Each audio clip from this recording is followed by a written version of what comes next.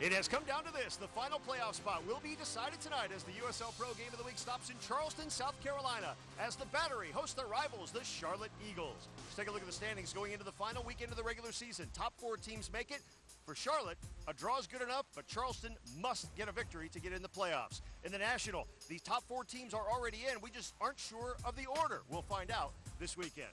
Good evening, everybody, and welcome to Blackbaud Stadium in Charleston. I'm Ken Tomash, along with Keith Tabatsnik. And, Coach, all you want is a chance in this game. Both these teams have that tonight. No, absolutely. I mean, we've been talking about this for a few weeks, that it could come down to the last weekend. Sure enough, it has. For Charleston, they're playing at home, normally an advantage. They've only scored 9 goals here, which is why the Charlotte Eagles, they're not going to sit back to try to get the tie. They're going to go out at it right away, try to get a goal, force Charleston to have to get 2 goals. Hey, the Eagles, they started 0-4-1. They're in a chance to get into the playoffs. Both coaches have won titles. They're going to try to get into that position again right now. These are 2 great coaches tonight, and we asked them both, why is your team going to win tonight? I'll tell you, we're at home tonight, and we're going to do everything we can to get forward and put pressure on the Charlotte defense all night long. And we're here at home, and it's going to be a great event tonight. Well, I think we're really motivated tonight. We've played Charleston twice, once here, once at home, lost both times. Thought we played well, and so I think we're ready to put a good one together finally. 2 teams go in, but only one can come out with the last playoff berth. First 11s and first kick after this. Stay with us. You're watching the USL Pro Game of the Week. The Barclays Premier League kicks off this weekend on Fox Soccer. First on Saturday, Newcastle takes on Arsenal. All leading up to the main event on Sunday. Premier League champs Manchester United look to defend their title against West Brom. The BPL kicks off live this weekend on Fox Soccer. We live soccer. Step inside the world of American soccer in ways you've never seen. I'm in love with soccer. It's my passion. They don't just play the game, they live it. We Live Soccer, Sunday on Fox Soccer. You fell in love with them in Germany. Now the excitement continues with WBS on Fox Soccer. World-class athletes Hope Solo, Abby Wamba, Marta, and Alex Morgan. Women's professional soccer. Western New York Flash versus Atlanta Beat, Sunday on Fox Soccer, presented by Puma.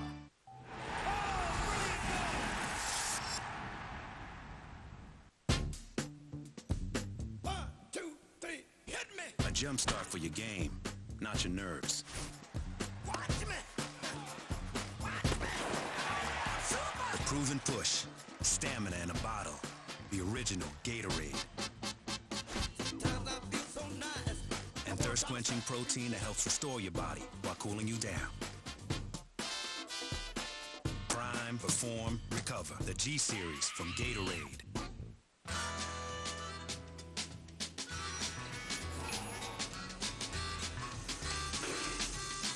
You could save a bundle with Geico's multi-policy discount. Geico, saving people money on more than just car insurance.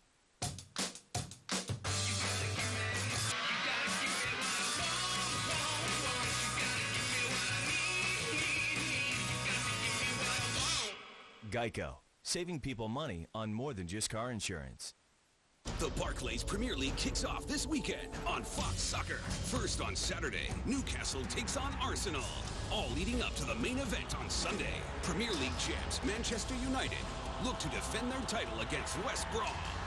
The BPL kicks off live this weekend on Fox Soccer.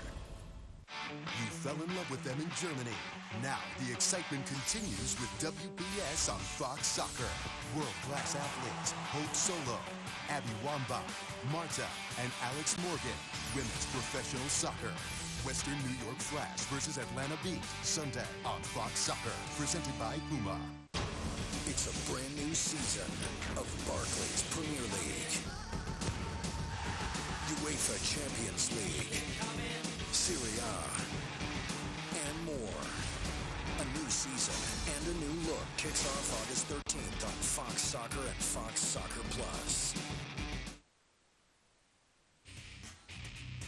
This broadcast of USL Pro is brought to you by USLsoccer.com. Scores, stats, news, and more exclusively on USLsoccer.com, the official website of United Soccer Leagues.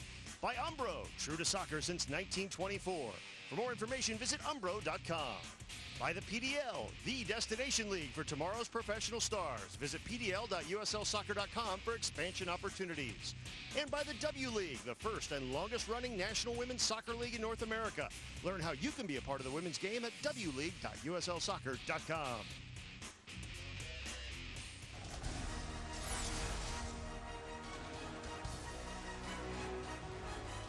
The Barclays Premier League returns this weekend. Here's what to watch. Saturday, 12:30 Eastern, Newcastle against Arsenal. And then at 11 a.m. Sunday, it's West Brom against Manchester United.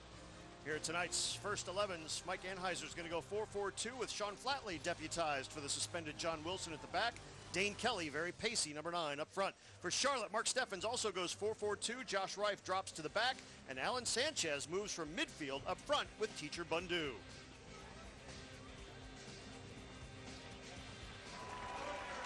Flyover from the 16th Airlift Squadron here at Joint Base Charleston just before kickoff.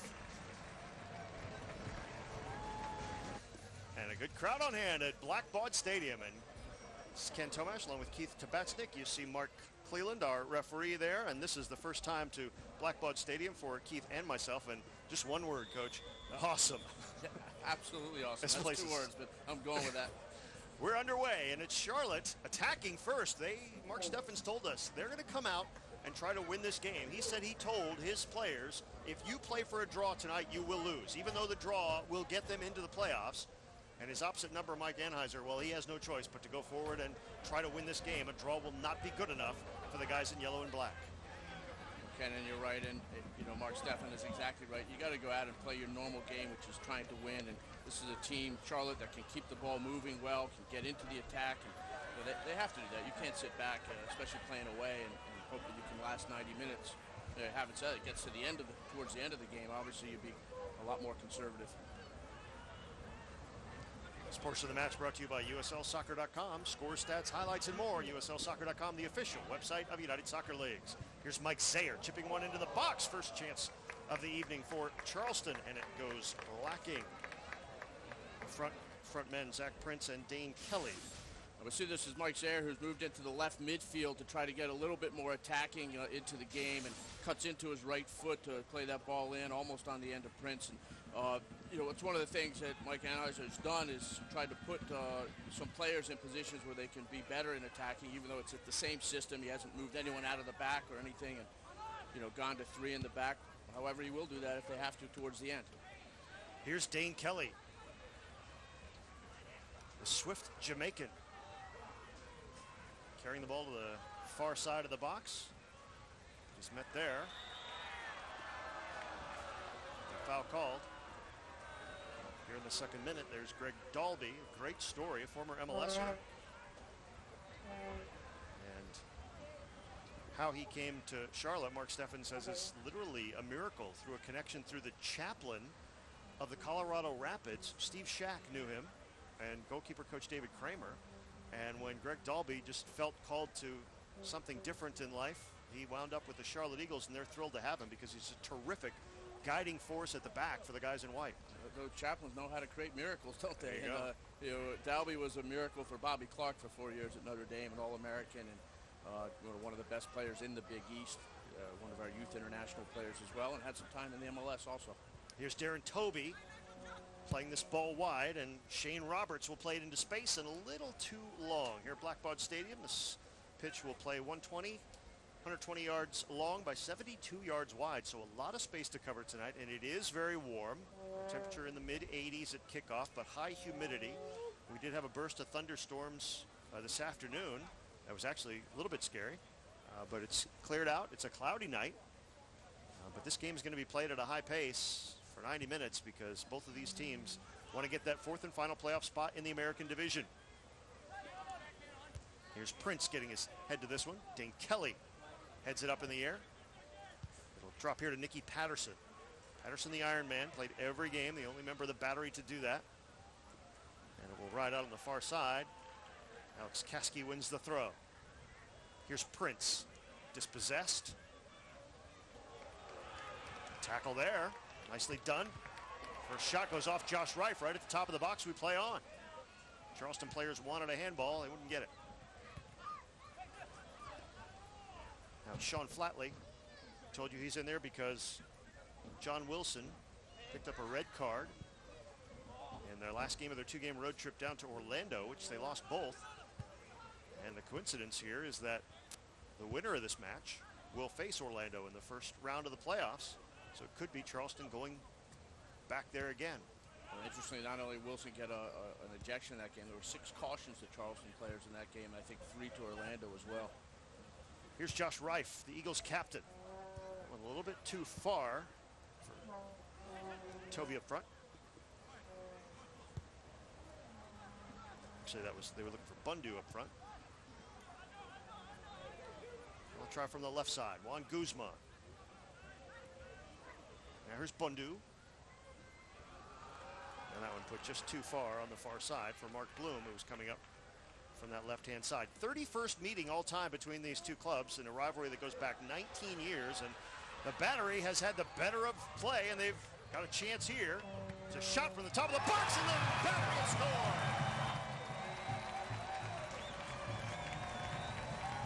Well, Zach Prince didn't make the most of his first attempt, but he buried that one from the 18, and in the 5th minute, the Battery's up 1-0.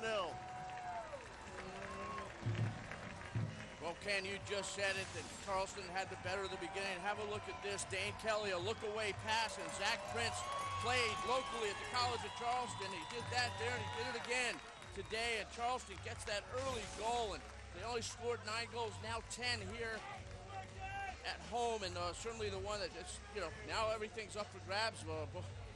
All of a sudden it's Charlotte that has to have a goal now to be able to advance. That's Zach Prince's first goal of the year, and it is a huge one coming in the 5th minute. We told you that the Battery has had trouble scoring. In fact, they had scored just 20 goals in their first 23 games, now 21 goals on the season.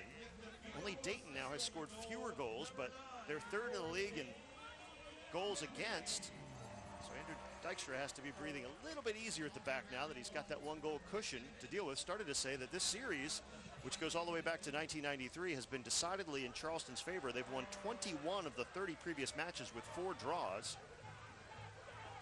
None of that matters tonight, though, because these teams need a victory, and here's maybe a... Oh, my goodness, what a goal!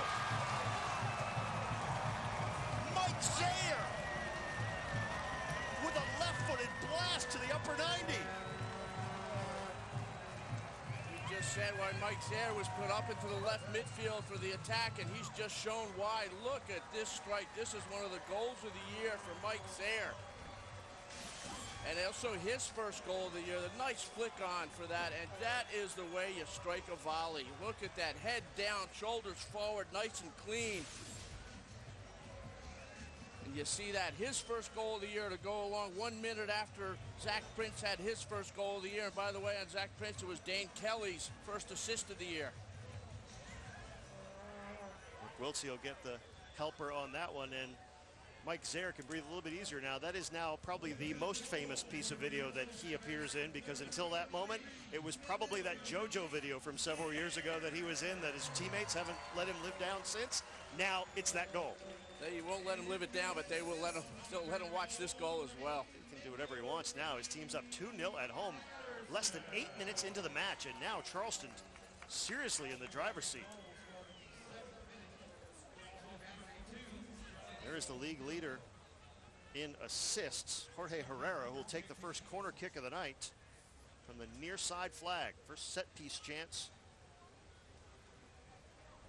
for the Charlotte Eagles, who find themselves down 2-0. They'll try to get the second ball to be dangerous here. It's kind of duffed in front, cleared away from the 6. They really had a clear shot at that as well, coming in on the ball that was just left for it, and needs to do a lot better, put that in and try to change this momentum around for Charlotte. But what a dream start this is for Charleston. Any game plan that Charlotte Eagles had coming in, it changes now, doesn't it? They knew they were, to be fair, they don't need 3 goals, but they don't want to give up 3. I mean, they need 2 goals because a draw gets them through. So if you may have thought about, yeah, we want to win this game going in, but when you go down 2-0 in the first 8 minutes, you'll take what you can get. Absolutely, and the big thing right now is that, they obviously have come out flat. A second game in a row that they've come out flat. Same thing against Harrisburg City, the other day, where they could have clinched it on Wednesday and they lost 1-0. But flat again right now, and this time they've been punished for it. They need to have patience. And by the way, patience has probably been the big key to their success after the 0-4-1 start.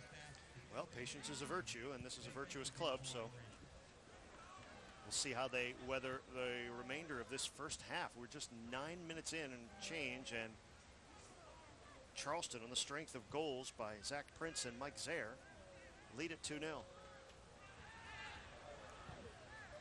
Nothing doing there as Saliu Bundu tried to fight through Sean Flatley.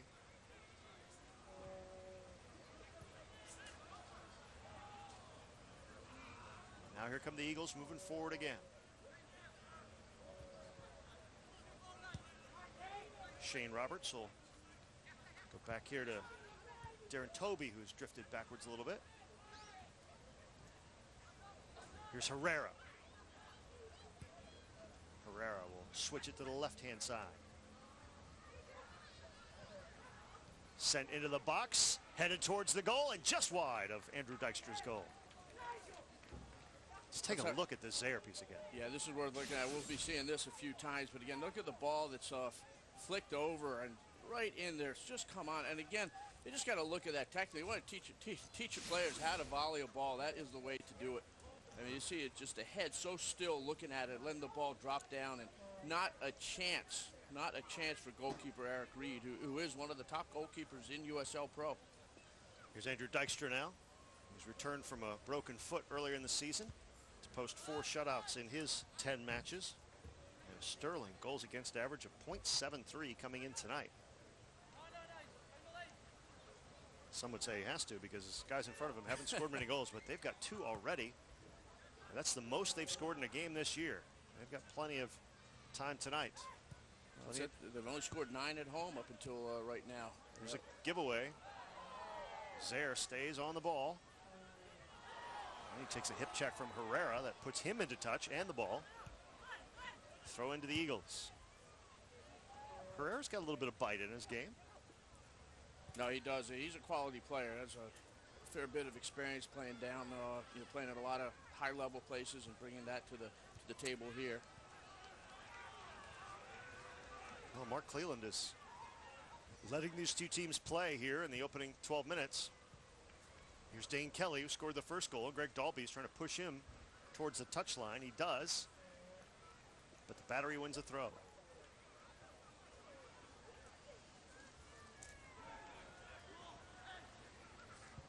That second goal for Charleston, a beautiful flick on came from Nicky Patterson in the center midfield. That was his 4th assist of the year, to go along with 6 goals. The UNLV standout from Scotland. Now it's the Battery working it through the midfield. Here's Prince. Prince actually had the first goal. It was Kelly who had the assist on the first goal. Here's Zaire after a bit of magic 5 minutes ago. I think one of the things about Zaire, they're getting in behind is question has to be asked, how come he was so wide open? And clearly there was a lot of ball watching, partly by that man we're looking at here, Herrera, who when the ball was on the right side of the field, lost track of the guys running in behind, and Zaire was patient, waiting to get into that space. A lot of players get there too soon and bring the defender back. This portion of the match brought to you by Umbro, true to soccer since 1924. For more information, visit umbro.com. First corner of the night for the Battery comes in the 13th minute.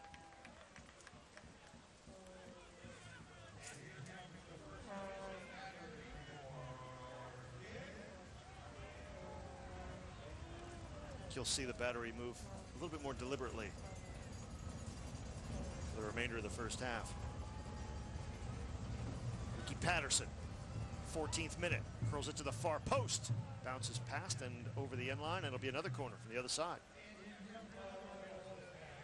Well, I've always said that, when you get to games like this, which is effectively a playoff game in itself, a knockout game, that you can throw all those statistics out the window most of the time, because once the ball starts rolling, so many different things happen, and teams always surprise you. As we see with Charleston, it had only scored 9 goals at home and already just 13 and a half minutes into this game, up 2-0. Now it's Mike Zaire from the far side flag. It was his left foot that made it 2-0. That left foot almost made it 3-0 there. They like to look for big lads. Sean Flatley was coming up there to try to get his head on that corner. Sean Flatley's fairly dominant in the air. He's very good defensively, but gets on the end of things in the attack as well. The guy who went to the College of Charleston after playing at University of Maryland for 2 years. Well, this Charleston side won the league last year. They were Organization of the Year. Mike Anheuser was Coach of the Year. They won the championship on this field, and now here they are on the last weekend of the season, just trying to get into the playoffs. But it's kind of hard when you lose 4 players who were on the first or second all-league team a year ago, including MVP and leading scorer Lamar Nagel and the co-assist leader Tom Heineman. Both those guys now playing in MLS. Just showing you the quality of players that are in this league, Keith. Well, and this is one of the things that people have talked about with Charleston is last year so many balls that got into the 18, it was like automatic goals because of those 2 players, and they've really struggled, this year as we've been talking about. That one will ride just a little too far. And guys like, Dane Kelly, who's been up top, he's a youngster, he's 20-year-old, he's got tremendous pace. He leads the league in shots, but he only has 4 goals to go with it. And, so it's like one of those dilemmas you have as a coach. Here's a guy getting in positions all the time, but he's got to become a better finisher. But again, this Charleston team, we're talking about their success. I mean, they're one of the most successful franchises in the history of USL, and certainly a lot of credit owner Tony Bacher. Has done so much for development in the Charleston area and this stadium. And, you come to Charleston and you've got to come and have a look at the stadium. If you're a soccer fan, you have to make a pilgrimage here. And the stadium is part of it, and the Three Lions pub and restaurant they have is just absolutely amazing.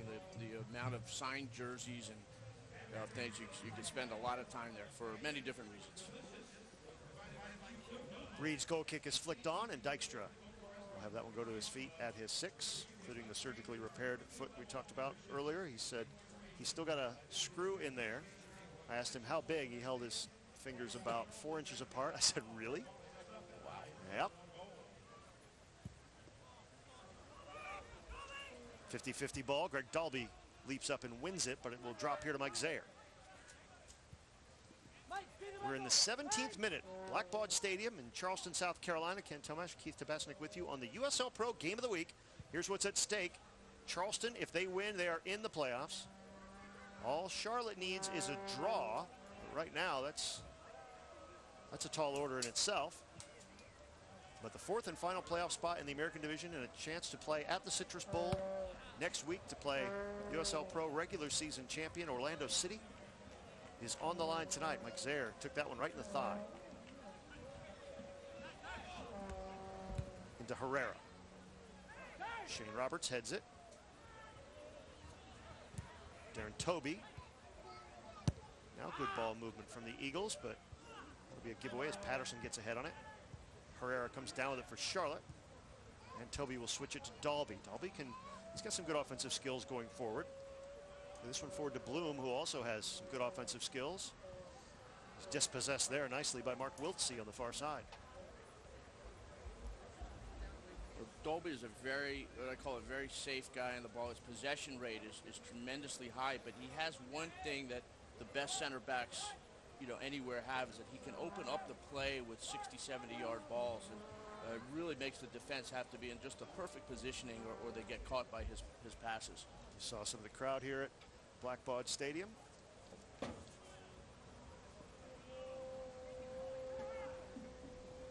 Into the box, the ball bouncing around. The Eagles are looking for a handball on Charleston. They didn't get it. There's a shot that goes just wide. I'll tell you, that had Dykstra beat, because I don't think Dykstra saw that shot at all until it came by, and that had just been another foot inside. Let's have a look at just how close this was as the ball was laid off. Good patience in the box, and Herrera going on the shot there, not far off at all. Clearly, Dykstra would not have had a chance at that had that been on target. Herrera, he's the league co-leader in assists, but he's also 3rd in the league in shots, so he's not afraid to have a go.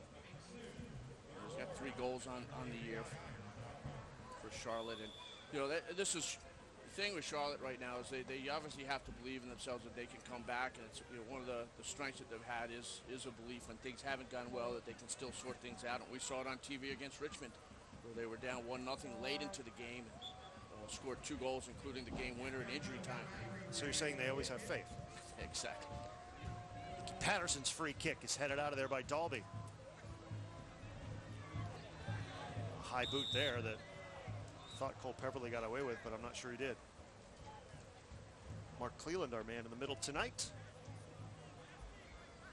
Just to finish the thought on the playoff scenario, the winner here will travel to Orlando, and we know that Richmond and Wilmington are going to play. We just don't know yet who's going to be the home team in that quarterfinal matchup. Of course, the Kickers, in addition to being in the playoffs, are in the semifinals of the Lamar Hunt U.S. Open Cup, and on August 30th, they're going to play at the Chicago Fire in the semifinals.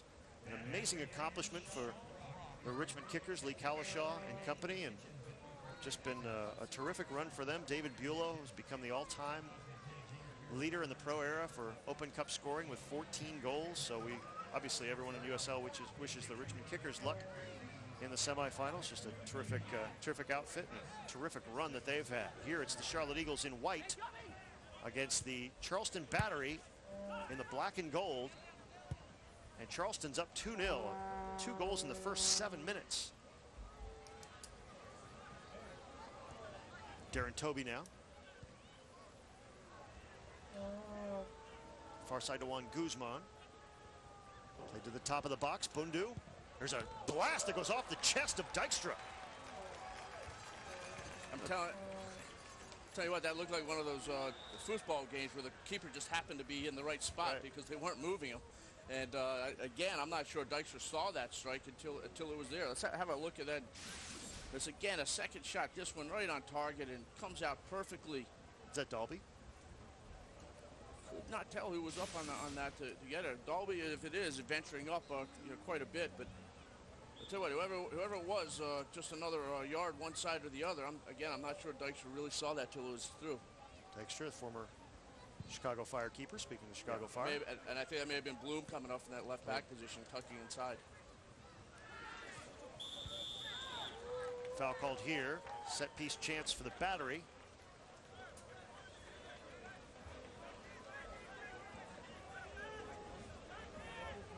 Shane Roberts in a bit of disbelief. Patterson very dangerous. This one may be a little too far out for him to try to score on it, though he has scored on 2 free kicks this season, including one against the Eagles earlier in the year. These two teams open the season against each other. They'll close it tonight, and maybe I spoke too soon. Reed had it read. It's what he does, read by name and read by nature. Mark Steffen says he reads the game very well. And that one curled right into number 24. Yeah, and I think that was simply a ball that was tried to lay in for someone running on. It got away from him, and quite routine for Reed. Battery 9-9-5 on the season. The Eagles 9-8-6, and a point ahead of the Battery coming in, which is why a draw would get the Eagles through to the postseason. And that's why the Battery needed the 3 points for the victory.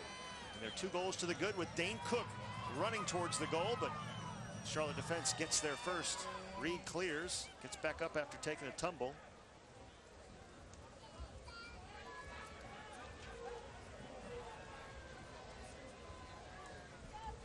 There's Herrera playing this up to Bundu. Guzman now plays that forward. Herrera, will he have another go? No, he'll chip it off onto the left wing. Here's Bloom coming forward. That was perfectly weighted ball by Herrera to Bloom, and Herrera's been moving all over the field. Definitely has a free range right now to try to make some things happen for Charlotte. But that ball laid in at just a perfect pace for a first-time cross in, and unfortunately Bloom could not get it away from the first defender there. But they win another corner kick, and Herrera trying to get assist number 8 if he can. He'll play the short ball. This one's going to go back to Herrera. Edge of the box. This time he takes a blast. Dykstra. Ho-ho. Covers up the rebound. It was a rebound goal that allowed Charlotte to win in extra time against Richmond on Fox Soccer. And this time a rebound that almost came out, and they had a Charlotte player right there. Dykstra gets on top of it quickly. It looked like Bundu or Toby was right there, both of them right around the ball. This portion of the match brought to you by the PDL, the Destination League for tomorrow's professional soccer stars. Visit pdl.uslsoccer.com for expansion opportunities. And of course, a lot of the players in this game played in the PDL. For Charlotte, just the starters, Mark Bloom, Juan Guzman, Eric Reed, and Alan Sanchez are ex-PDLers, while Alex Kasky, Mark Wiltsey, Andrew Dykstra, Sean Flatley, Nigel Marples, Mike Zaire, and Zach Prince all played in the PDL. So congratulations to the Kitsap Pumas, who captured the PDL championship on Fox Soccer Live last Saturday. 1-0 in the game, and Brian Burke, the MVP, who set up a fantastic assist in the game, just, was it 6-7 minutes in, and it held up for the rest of the game. And congratulations to Peter Fewing and the Kitsap Pumas. Again, the PDL, we've been talking about it all year. That so many players that have come out to PDL and moved on into the into higher levels and into the MLS. 60-some% of the draft picks in the Super Draft came, had played in PDL, including 8 of the first 10 picks. And next year, PDL, exciting thing, they'll be having a PDL combine right before the USL Pro combine as well. It's a good chance for good young talent to get noticed. Here's Josh Reif. Reif, the PDLs for those young players. Josh Reif, the veteran of the Charlotte Eagles, now in his 9th campaign. The captain, number 29, playing at the back tonight. We've seen him in the midfield. We've seen him at the back. Whatever they need done. As you see Nigel Marples here, another PDL guy. He's moved to the back because Brady Bryant is out with illness. One of the top players for Charlotte, who was scored actually the rebound, that game winner against Richmond, and I was very impressed with him in that game. And they certainly miss him, not only because of him being out of the center, but having to bring Reif back and out of the midfield. Juan Guzman dispossessed in the midfield. Comes the battery back the other way. Now they'll switch it here to the near side. I don't know if Zaire is going to have enough real estate. He does. He's an acrobat, isn't he? No, he didn't play. Wasn't on the gymnastics team at UCLA, but he's been acrobatic tonight. He grew up in Las Vegas, so he must have seen a lot of those shows. He can gamble. Prince plays that one to the far side. Kept in play there. Another one sent into the box. That was over the head of Patterson.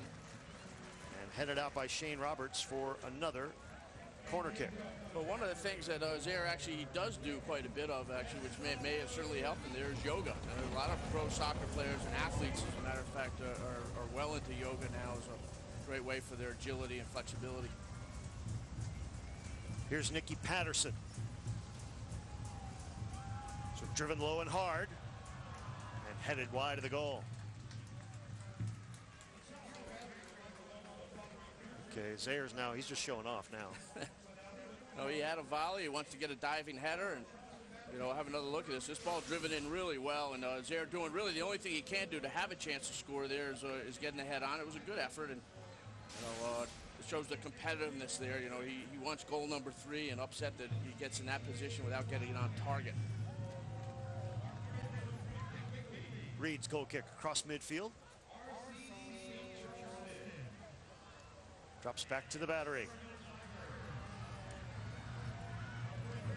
Alex Kasky. Dalby is right there. He is so steady, just so confident at the back that no panic in him at all. If you say the center backs are the spine of a team, he's the guy, he's the first one you want in there, and you can build everything else around him. A tremendous leader as well. He was, I think, captain when he was with the under 18s, under 20 national team, and captain with Notre Dame. Caused havoc to opposition in the Big East. Better stuff here from the Eagles as they keep possession, move it around, get it into the box. It's that final third. It's so tricky. Herrera, they'll try it again. Still a loose ball. I guess Captain Colin Falvey maybe gave up his body there. And the big Irishman will clear that one way out over into touch on the far side here at Blackbaud Stadium.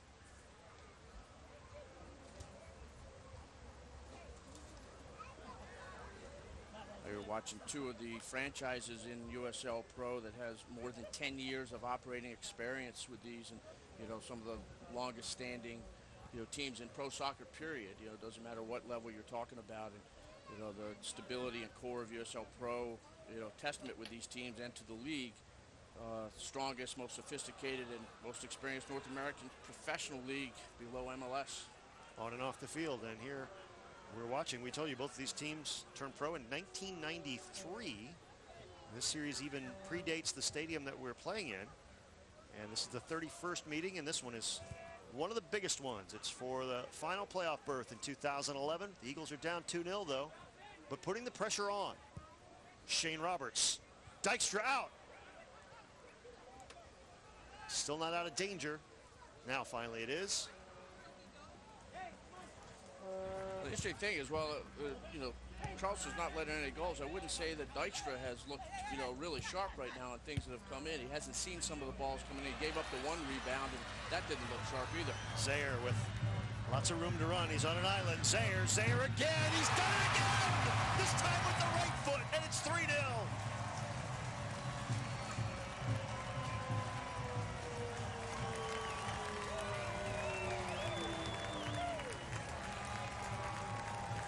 Battery hadn't scored 3 in a game all season. They've got 3 in the first half hour. And look at that, and the ball laid in, and look at Zaire just going, shaking and baking, one-on-one. He said, I scored with the left foot before. I tried with my head. I'm going to go with the right foot. Tucks it in there. He's looked over to the bench afterwards like saying, hey, what's going on? Look at me. And he's probably saying to coach, you know, you should have been playing me up here all year.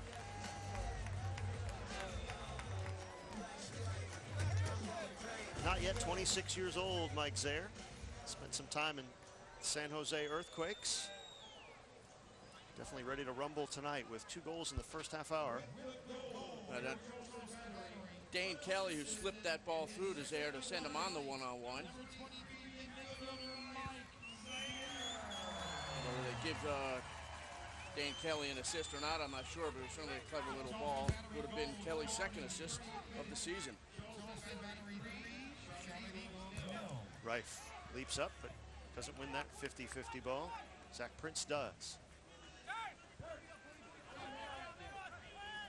Well, you know, we had said that Charlotte had started very slow and sluggish in their game against Harrisburg and City Islanders midweek just 2 nights ago. And, you know, Mark Steffen didn't really know why. He couldn't figure out why they'd come out so flat. And you certainly wouldn't expect it again right now, other than being, as you'll see that shot going over, other than being the second game in 3 days. And happy birthday to Mike Anheuser, 42 today, the Fort Wayne, Indiana native and former star at Indiana University. He is getting a tremendous present, and we'll have a look at you know, one of the gifts that he got again.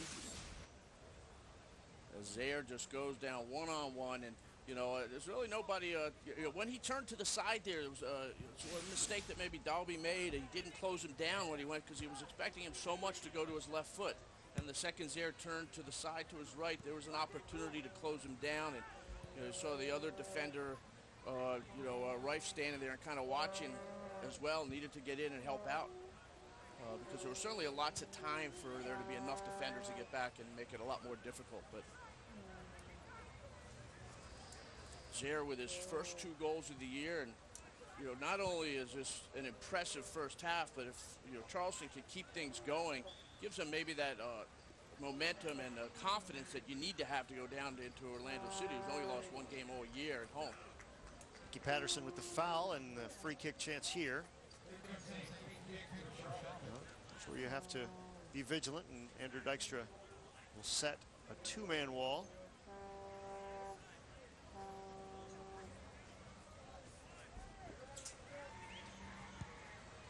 Herrera whips that one in, and it's right to Dykstra to 6.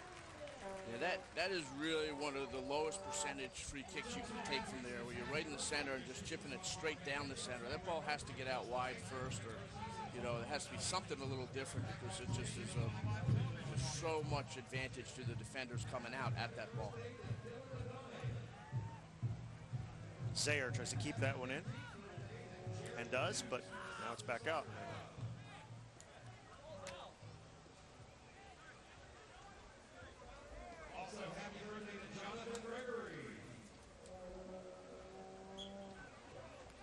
Marples with a throw in.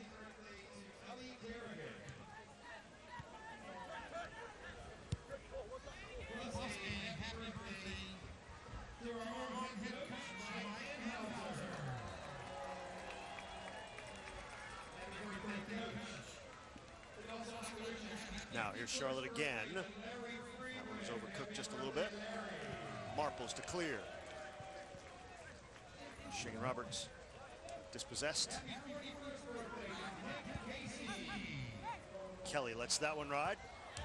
Nicely done by Josh Reif, because Kelly was off and running. Would have been taken off there. That was excellent play by Reif, because Kelly would have shown his speed. And as you said, the size of this field is really a bonus for Kelly.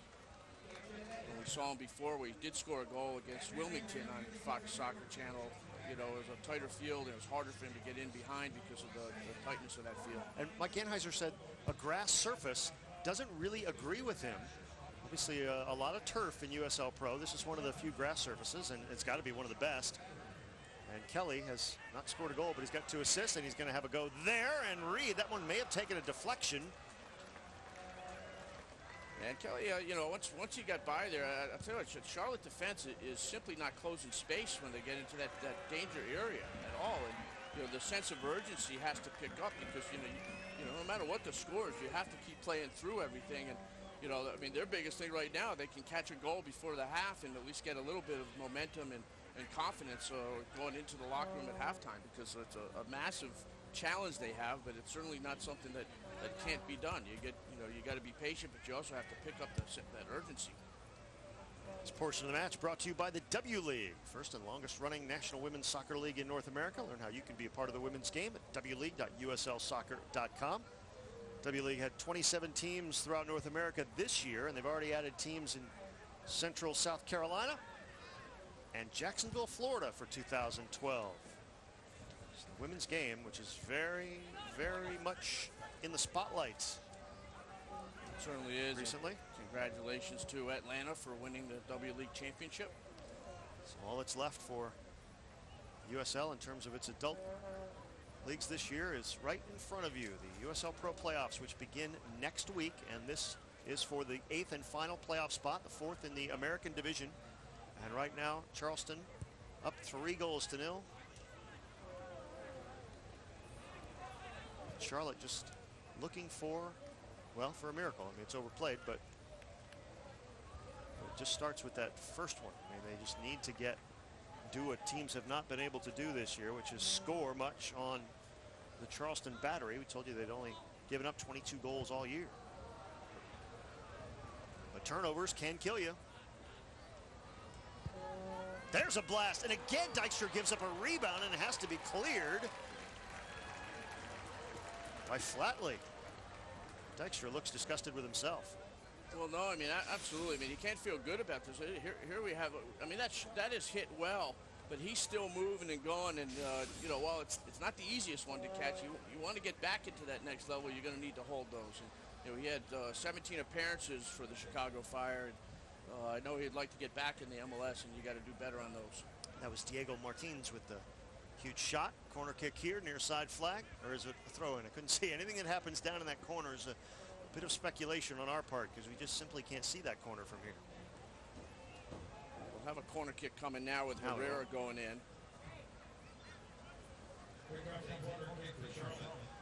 Third one of the match for Charlotte. They've got some targets. Dalby in there at the 6. That one sent to the far post. It's headed out though by the battery. Here's Kelly. It's tackled away from him, but it will stay in the possession of the Charleston battery rather. Long switch here for Patterson. Back to Zaire, who has 2 goals tonight. Open, Javi. Alex Kasky switches it to the right side. Mark Wiltsey getting forward. It'll be a throw in for the Eagles. And Kasky started this game on the right side, and him and Wiltsey feeling like a good combination. Kasky plays more of a center midfield. This is his more comfortable position, but he gets forward well and doesn't stop running the entire game. And which is similar to Wiltsey, who can read when to go forward very well. And I think it's not a bad combination. Kasky played it every single game in his 4 years for Davidson. He's really one of the best players to ever come out of Davidson. See Mark Wiltsey. career at South Carolina for Mark Burson.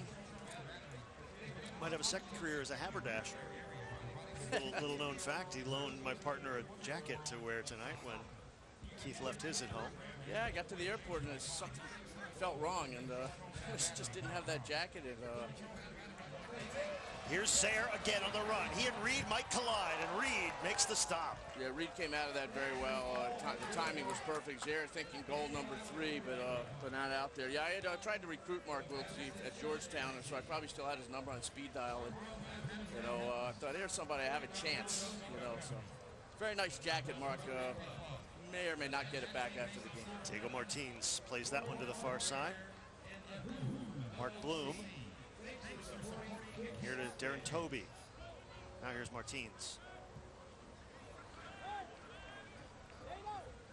Battery have it back. And they'll just try to drop that one over the back line to the on-running Dane Kelly, but Josh Reif said, no, you won't either.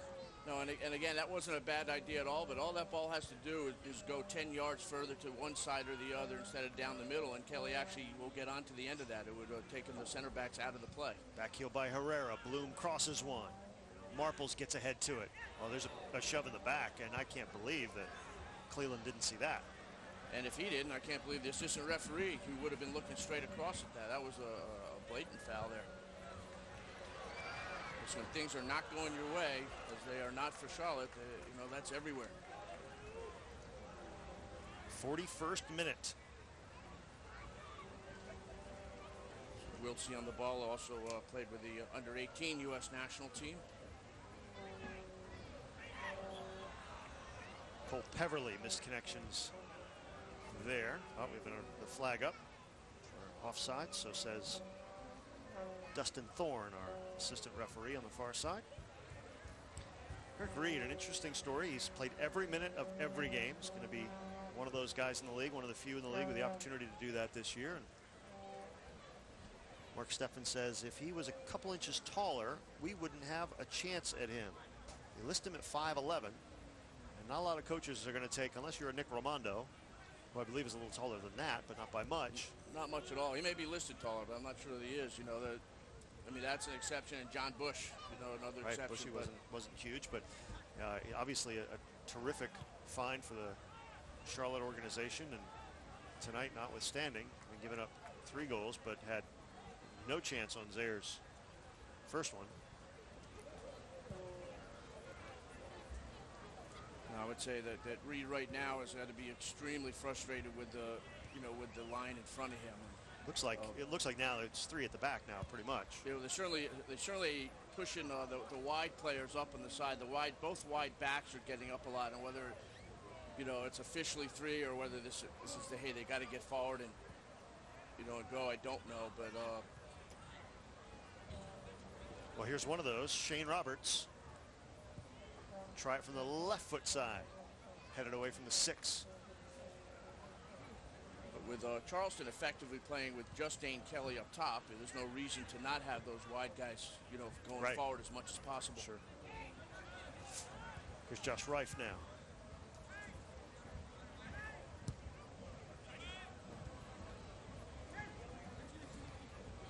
You can see why Charleston doesn't give up a lot of goals. They always seemingly know where the ball is going to go and have a couple guys right there. Well, they do. There's always a block of players around the ball, and they do a pretty good job of not allowing too many balls to go in, just like that one. These entry passes. Herrera, good idea, but missed connections with Bundu. Yeah, I think Bundu actually should have done a little better with that, because while the pass was a little bit off, he just needed to come off his player just a touch to be able to lay it off. I think all Bundu was thinking about as it was coming in was to try to have a touch to be able to shoot first. Reif again. Trying to start something from the back here to Shane Roberts.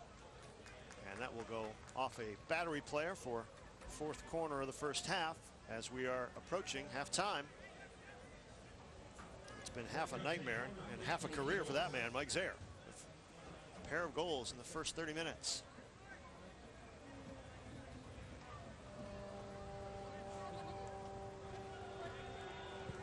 Now they're ready. That one's sent to the far side of the box. Drop in there and be held in by Martins. He'll have a shot that's blocked. One thing about Diego Martins is he is not shy about shooting, and he can strike a really good second-range shot.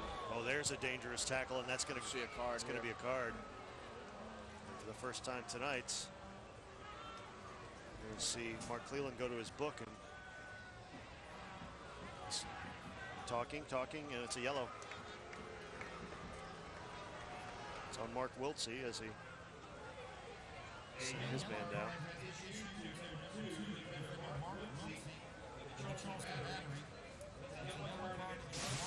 Let's have another look at this, and this was a hard tackle, and you know, I'll tell you what, Wiltsey saying, "Hey, I got the ball," but you know he didn't, and that was a fair call and a fair booking, but he didn't need to go for that ball either, though. You know, he comes up there and just keeps his feet. Everything stays in front of him, and going for that ball gives two things could happen bad. One that did happen, the foul, but two, he could have been beat easily. You know, a ball just played by him, and all of a sudden the defense gets stretched out. The irony is Alan Sanchez, who normally plays in midfield, is the player who's committed the third most fouls in the league, and he takes the brunt of that one there. Sets up a free kick here, and as we almost reach the 45-minute mark, and a blast through, and it's in the net. Oh, game on. Jorge Herrera. Oh, and Dykstra, I don't know if he got screened because there were so many guys there, but Herrera from 35 yards out. Yeah, it's been what's been happening all night with Dykstra. It doesn't seem he's picked up the ball until too late. And have another look at this. I mean, the ball is struck very well. It did get deflected. Yeah. There's no question it got deflected, and we can't tell just which way Dykstra was going when it was deflected, but it was shot very well, struck low, and type of ball intended to hit the ground and skip and not go in, get a rebound. But you know, certainly, you know, the best thing that could possibly happen in an awful half for Charlotte is to get this goal in the injury time. Fourth goal of the year as Zaire goes down.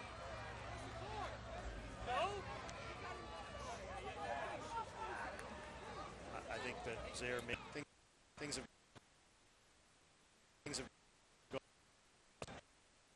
quite a bit in the first half, and maybe you shouldn't complain about that one. No, certainly not. And you know, just to go back, you know, to that decision to go for that ball again, you know, obviously, you know, has led to the goal. And you know, Mark Wiltsey, I think, is a fabulous player with a very good future in front of him. But that's the type of decision that you know has got to be perfect. Patterson. We are in first half stoppage time, and the Charlotte Eagles now have made a game of it, down 3-1. Again, all they need is a draw. They do not need to win this match. They wanted to coming in, but when you give up 3 goals in the first 30 minutes, and that one, I think that's a little bit different than the one we just had, but it looks like Peverly is going to go in the book. Yeah, well, other than getting booked at this spot, obviously it's not a dangerous area giving up a foul, but you know, Charleston just has to be careful. They keep their heads on right now. I mean, they're in complete control of this game, despite giving up the goal just now to Charlotte. But you know, keep their heads and everything, and keep the confidence, you know, that they've had the entire game. It's only been 1 or 2 minutes, you know, where it hasn't been that good. And yeah, that was definitely a little scissor tackle there. Oh, probably the New Zealand international played with their Olympic team and capped the full team. Herrera now swings that one to the top of the box. Surely not much time left here in a very interesting first half. We've seen highlight reel goals. Oh, and you could hear Mike Anheuser. he wants this. He wants this half to end as well, especially since Charlotte is controlling in his end of the field. Cleared away. Well, the thing is, more time. More time was added on for the yellow card and the goal as well, which all happened in the extra time. And Anheuser understands that, but he still thinks it was too much. And Wayne Pavlicek, the fourth official, intercepts Mike Anheuser before he can get out to Mark Cleland to, let's say, exchange pleasantries. But yeah. Mike Zaire, who's the star of the first half, with a pair of goals. Charleston, the defending league champs, 45 minutes away from getting back to the playoffs. We'll be back with more at halftime. Charleston leads Charlotte 3-1 in the USL Pro Game of the Week on Fox Soccer. Stick around. The program is brought to you by WorldSoccerShop.com. Follow World Soccer Shop on Twitter for special offers, coupons, product launches, and more. Eurosport and Soccer.com are the biggest and best source for soccer gear in the world. Soccer.com delivers unmatched selection, unbeatable service, premium exclusives, and fast on-site personalization, plus so much more since 1984. Shop Soccer.com now, the world's #1 soccer store. Another good thing about Geico is they've got like real live people working there 24/7. So like say you need to report a claim, right? A real person will be there to help you. Then you can use Geico.com to view photos of the damage, track your claim, print an estimate. You want an English muffin? They literally hand you a toasted muffin with butter and jam. Oh, it's tasty. That's a complete dramatisation, of course, but you get my point. Geico. 15 minutes could save you 15% or more on car insurance. 1, 2, 3, hit me! A jump start for your game, not your nerves. Watch me! A proven push, stamina in a bottle. The original Gatorade. Sometimes I feel so nice. And thirst-quenching protein that helps restore your body while cooling you down. Prime, perform, recover. The G-Series from Gatorade. New Hot Pocket Snackers. Real restaurant-style flavors like loaded potato skins. Hey, Funky Party people, are we having fun? Any more restaurant and they'd come with an annoying waitress. New Snackers from Hot Pockets. Charcoal went out already? Forget it. There's more barbecue time in every bag of Kingsford charcoal. Kingsford, slow down and grill. This program was brought to you by Denny's. America's Diner is always open.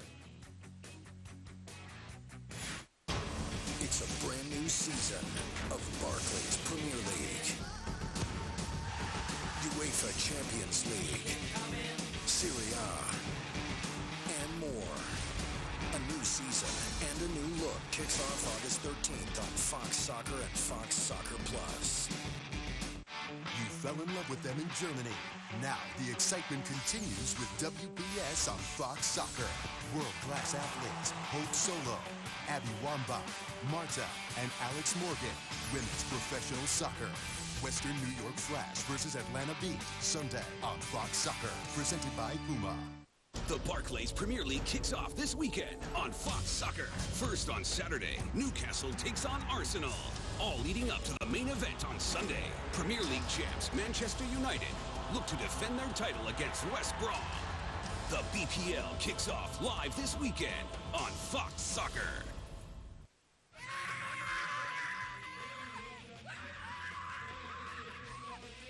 Broadcast of this match is authorized by United Soccer Leagues. Any rebroadcast, retransmission, or other use of any image, sound, account, or description without the express written permission of USL is strictly prohibited. We're at Blackbaud Stadium in Charleston, South Carolina. This match was produced for the USL by Cultural Global Media Incorporated. Sorry about that, guys. We are at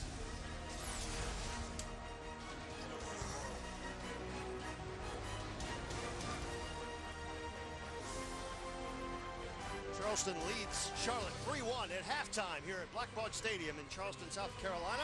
Ken Tomash and Keith Tabatsnik and several thousand of our friends on hand on a muggy Friday night here.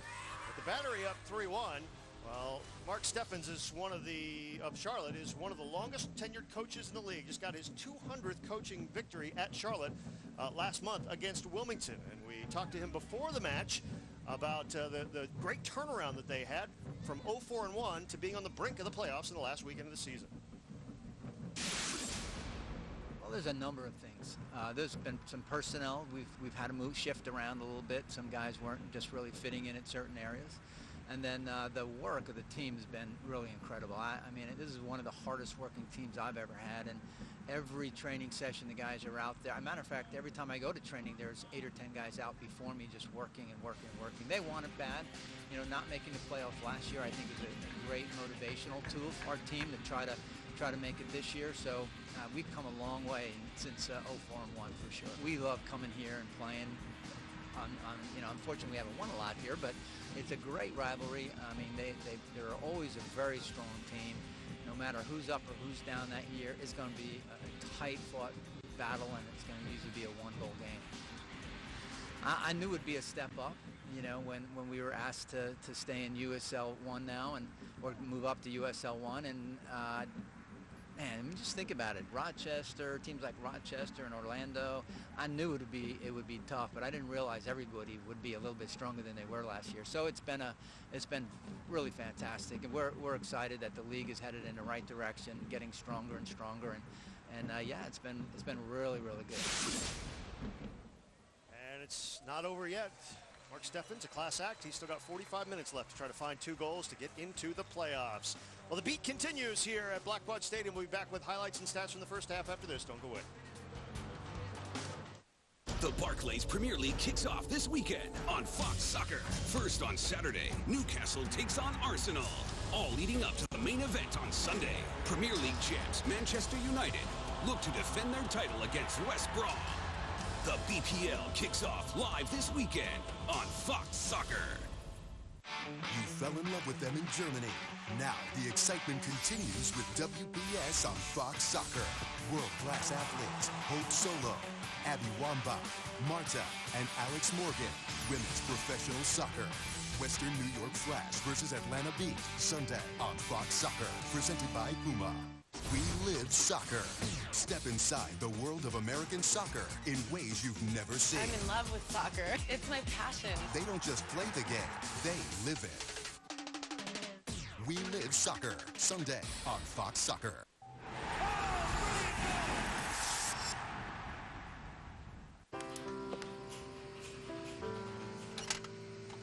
Hey, sport.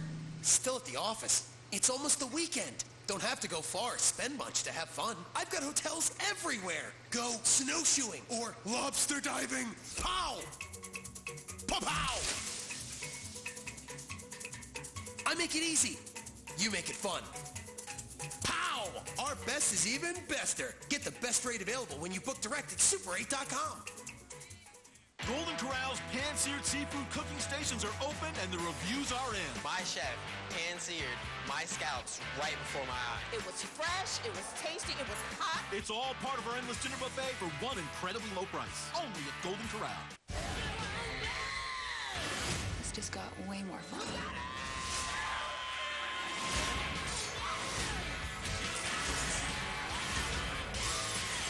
Final Destination in 3D, rated R, now playing. The Barclays Premier League kicks off this weekend on Fox Soccer. First on Saturday, Newcastle takes on Arsenal. All leading up to the main event on Sunday. Premier League champs Manchester United look to defend their title against West Brom. The BPL kicks off live this weekend on Fox Soccer. It's a brand new season of Barclays Premier League. UEFA Champions League, Serie A, and more. A new season and a new look kicks off August 13th on Fox Soccer and Fox Soccer Plus. You fell in love with them in Germany. Now the excitement continues with WBS on Fox Soccer. World-class athletes Hope Solo, Abby Wambach, Marta, and Alex Morgan. Women's professional soccer.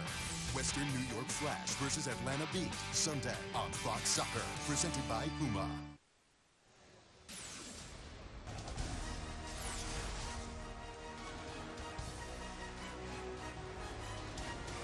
Our next USL Pro telecast here on Fox Soccer will be for all the marbles. It's the 2011 USL Pro Championship on Saturday, September 3rd, featuring the American Division and National Division Championships, or champions rather. This game promises to be just as exciting as the 2010 final, where the Battery here defeated Richmond 2-1 to take the crown. And as we are at the half, the Battery has had an exciting first half, leading the Charlotte Eagles by a score of 3-1. Ken Tomash, Keith Tabatsnik with you. And Keith, maybe it's the full moon, but there was some weird stuff in that first half. Great goals. Well, there was, and certainly Charleston went right out at Charlotte. Look at this, a no-look pass by Dane Kelly, and Zach Prince getting in his first goal of the year in the 6th minute, put Charleston up 1-0.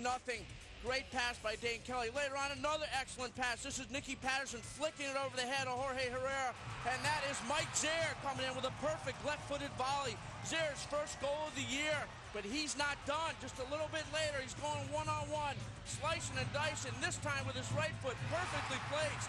This is a 3-0 lead right now for Charleston, and this is injury time. And Jorge Herrera makes up for losing Zaire earlier, hits the free kick on, brings a little bit of life back to the Charlotte Eagles going into halftime. Yeah, after that first half hour, now the Eagles have evened the shots on goal. And you see Andrew Dykstra has made 5 saves, but did give up a couple dangerous rebounds, and that one that was deflected on the free kick got past him.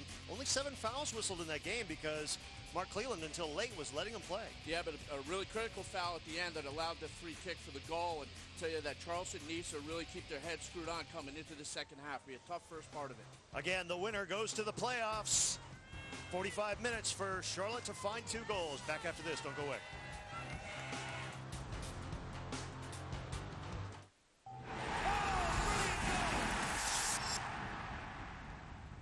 You fell in love with them in Germany.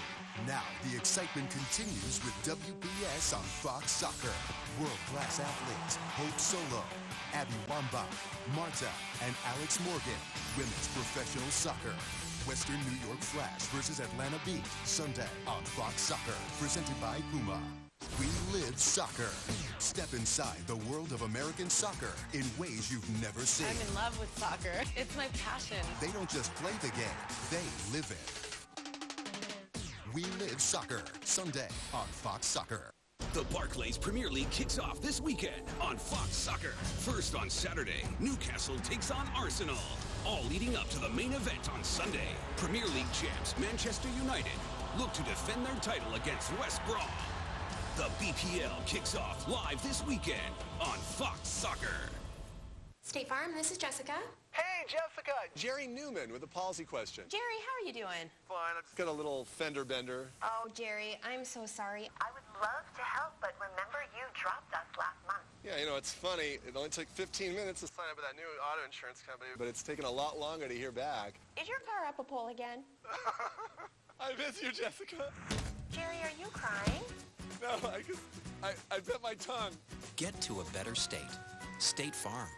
New Hot Pocket Snackers. Real restaurant-style flavors like loaded potato skins. Hey, Funky Party people, are we having fun? Any more restaurant and they'd come with an annoying waitress. New Snackers from Hot Pockets. The Midwestern Meat and Potato Sandwich, where French fries and meat meet. Come try the Midwestern Meat and Potato Sandwich from our new Tour of America menu, only at Denny's. It's a brand new season of Barclays Premier League, UEFA Champions League, Serie A, and more. A new season and a new look kicks off August 13th on Fox Soccer and Fox Soccer Plus. You fell in love with them in Germany. Now the excitement continues with WBS on Fox Soccer. World-class athletes Hope Solo, Abby Wambach, Marta, and Alex Morgan. Women's professional soccer. Western New York Flash versus Atlanta Beat. Sunday on Fox Soccer. Presented by Puma. The Barclays Premier League kicks off this weekend on Fox Soccer. First on Saturday, Newcastle takes on Arsenal. All leading up to the main event on Sunday. Premier League champs Manchester United look to defend their title against West Brom. The BPL kicks off live this weekend on Fox Soccer. This broadcast of USL Pro is brought to you by USLsoccer.com. Scores, stats, news, and more exclusively on USLsoccer.com, the official website of United Soccer Leagues. By Umbro, true to soccer since 1924.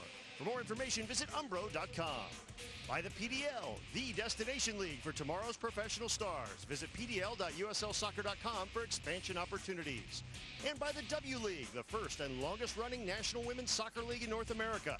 Learn how you can be a part of the women's game at wleague.uslsoccer.com.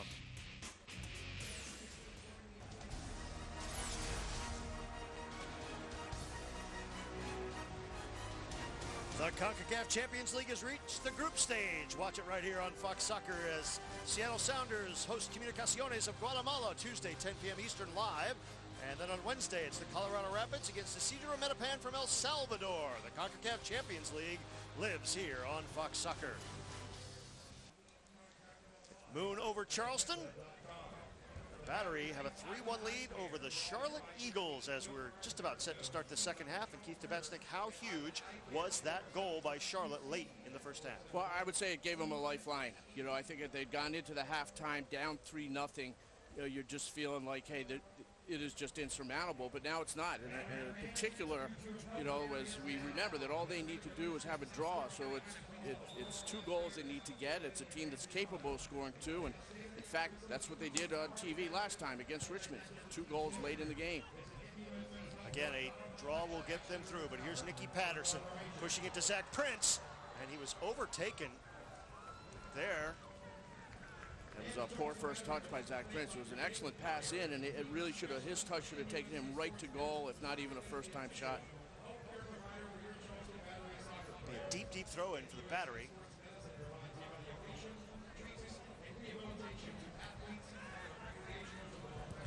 Shot block there. Just underway in the second half. Charlotte Eagles in white needing a... We'll see Shane Roberts has come out in favor of Luke Williams, another one of those wide backs who can get forward. Luke Williams also a good dead ball guy. So number 11 in for number 2. The guys in white at halftime. Down 2 goals, needing 2 to squeak into the playoffs. And the interesting thing is that appears to be the only main change right now is still 4 in the back. And of course, we're going to see those wide backs getting forward a lot, as we did in the last 20 minutes of the first half. There is no tomorrow. You have to play like there's no tomorrow because there isn't. Team that loses tonight, their season will be over. A draw will send Charlotte through. And after that opening salvo in the first 7 minutes, that looked like an impossible dream. Well, it's interesting because both teams have got to be somewhat pleased that they got to this stage where they could control it tonight, because, you know, Charleston, after winning last year but losing some of those key players to the MLS, you know, obviously a bit of an unknown quantity in just what they were going to do. And then, of course, Charlotte, with the 0-4-1 start, probably never dreamed that they would have it in their control coming into the last night. And yet, Charlotte still feels as if they should have taken care of business on Wednesday at home against Harrisburg. The City Islanders are playing tremendous and can, or at least could, going into tonight, could conceivably still win the division. Although now with Orlando leading at the half, we understand that may no longer be the case. Checking our out-of-town scoreboard a bit later on. We're just underway here in the second half, 48th minute. Charlotte Eagles in white, trying to push forward, down 3-1. They kept it in bounds there, but, you know, Ken, what this is while it's a 4-4-2 defensively for Charlotte, it is as clear a 2-4-4 in the attack. Wide midfielders forward, wide backs forward with just 2 players in the back, and with Charleston only playing with the 1 striker, they can obviously do that as long as they, you know, make sure he doesn't get that open space to run into. So offside flag was up there on the Battery, and back come the Eagles.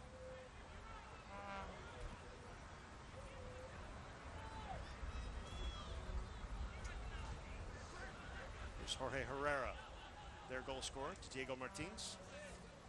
Push it here to Luke Williams, the second half substitute. First of 5 subs available for each team, and Williams dispossessed there. Colin Falvey. Williams keeps working though and tries to get it back. He did. I think he faked himself out actually on those step overs back and forth, and he may have had a chance to cut inside and did one extra. Again, our next telecast will be 3 weeks from tomorrow night. We don't know where we'll be yet, but the 2011 USL Pro Championship will be played on Saturday, September 3rd, featuring the champions of the American and National divisions.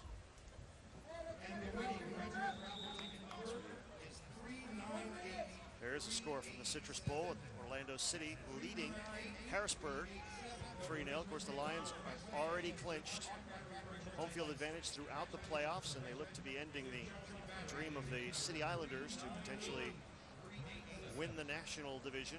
So this would mean that the Rochester Rhinos, who will play at home tomorrow night against Pittsburgh, will have clinched the division and have at least their first 2 playoff games at home. Should they advance that far, they would play Pittsburgh again because Pittsburgh is locked into the 4th spot. Here's Mark Wiltsey coming forward. Well, we talked about this on a number of broadcasts early on, where we were saying just how it was so clear how tight things were. That it was going to be coming down to the final week or 2 for sure, not only for getting into the playoffs, but for the positioning and, of course, for home field as well. And it's certainly what has happened. An exciting year for USL Pro. The other game tonight is Richmond at Los Angeles, as the Kickers open a 2-game set against the Blues, who would miss out on the tiebreaker with Rochester, even though they could conceivably get to tie them on points. The tiebreaker, oddly enough, the Blues and Rhinos will not have played this season, so that first tiebreaker goes out the window. Then it would be total wins. Rochester already has 11. Los Angeles could only get to 10, but Richmond can still finish second and host Wilmington in that first round of the playoffs. So they definitely are going to go out to Los Angeles and play tonight, a game which you can watch on USLLive.com, and then Sunday in the final game of the regular season in the league. So it is, until Sunday, we may not know exactly where everybody's going. Well, that's easy for you to say there, Ken. I mean, that's a lot of info. Again, the Kickers not only trying to get into the playoffs and trying to make it back to the final of the league for the 6th time in 8 years, but they'll be involved in the U.S. Open Cup as Reed comes out and punches that one and then clears it over into the yellow seats here at Blackbaud Stadium.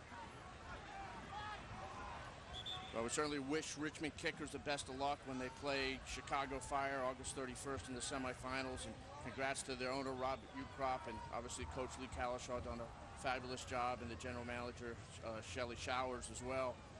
And let's hope they can keep it going, get a USL Pro team into the Open Cup final.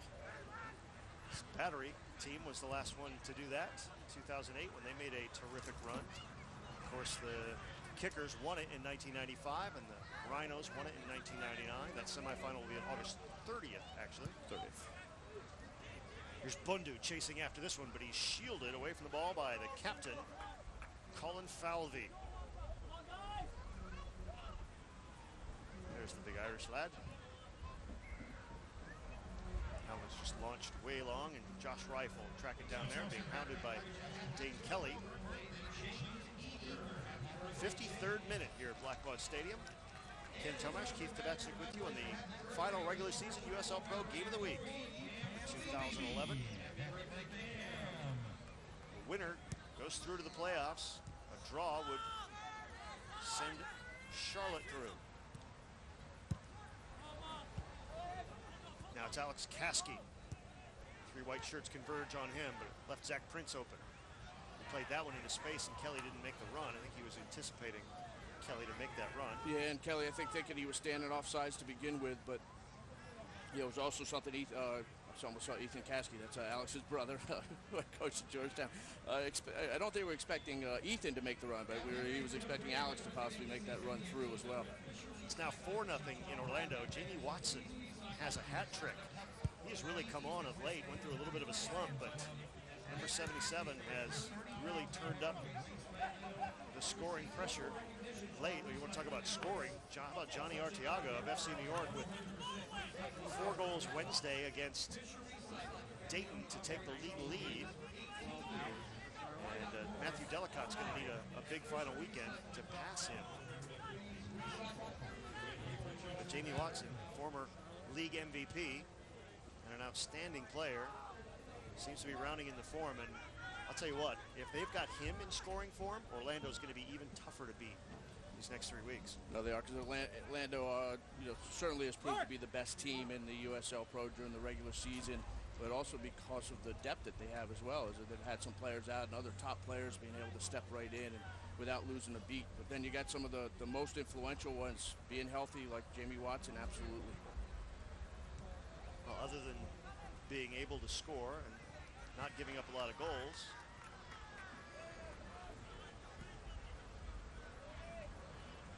they've got everything put together down there in Orlando.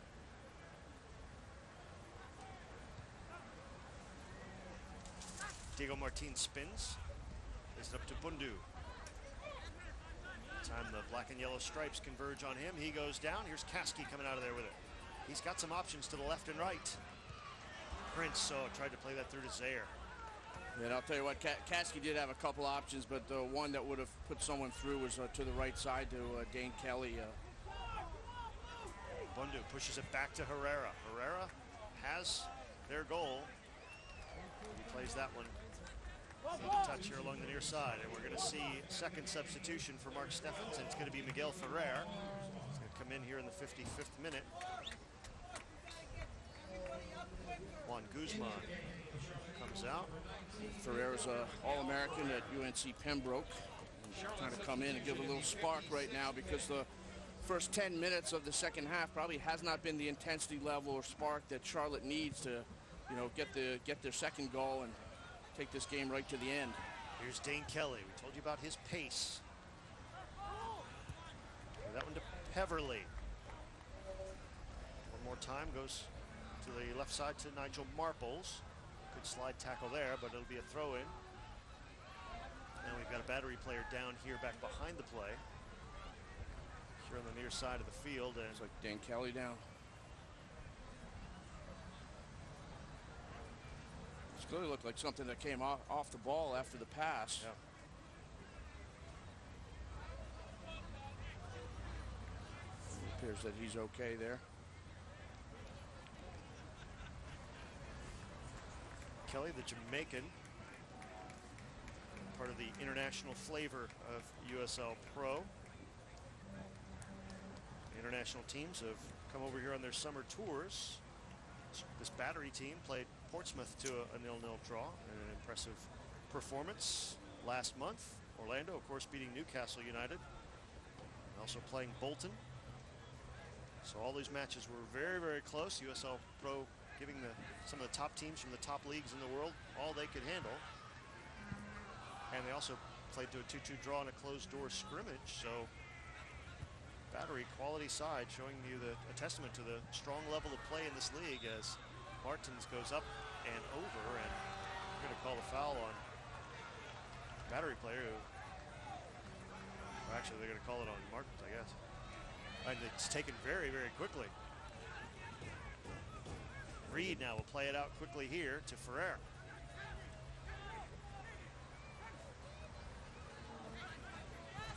Miguel Ferrer, that one takes a deflection. You talk about those international games, and obviously such an impressive result for Orlando City to defeat Newcastle.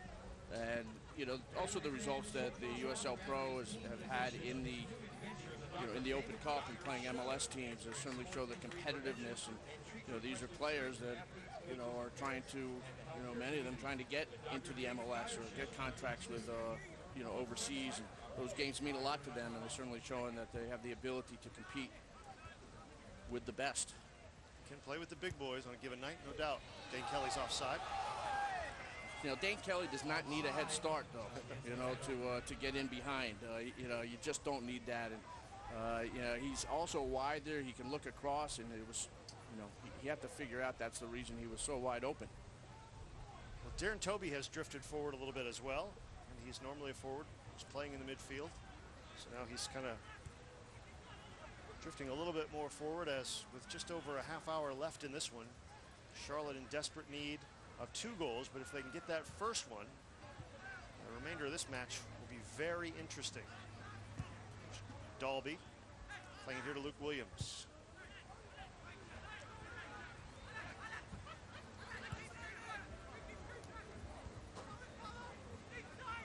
Williams back to Alan Sanchez.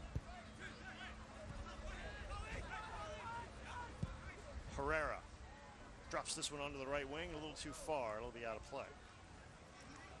You just mentioned Darren Toby a little while ago. One of several players on the field right now that played for the College of Charleston for Ralph Lundy, just down the road. And College of Charleston will actually kick off the Fox Soccer College Games of the Week in a couple weeks right here in Charleston. We're in preseason right now, and I'm sure very proud of their guys that are playing here. Certainly very happy with one of their alums who scored the first goal, Zach Prince.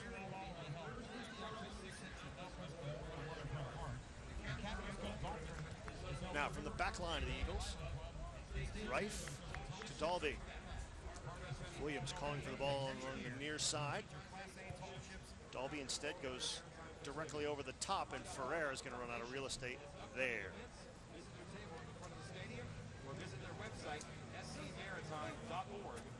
I told you this is our final USL Pro Game of the Week telecast for the regular season.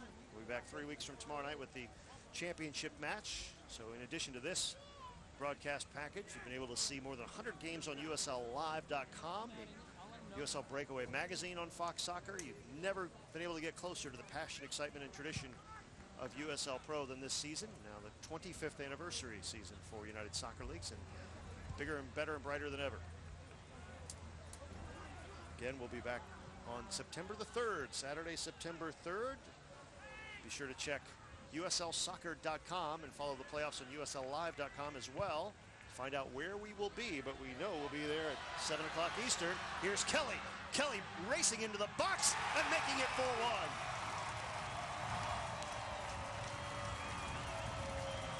Well, I think Dane kills. Yeah, exactly. And I think he realized he did not need the head start, and he showed that. He's a few yards behind the defenders and on the run.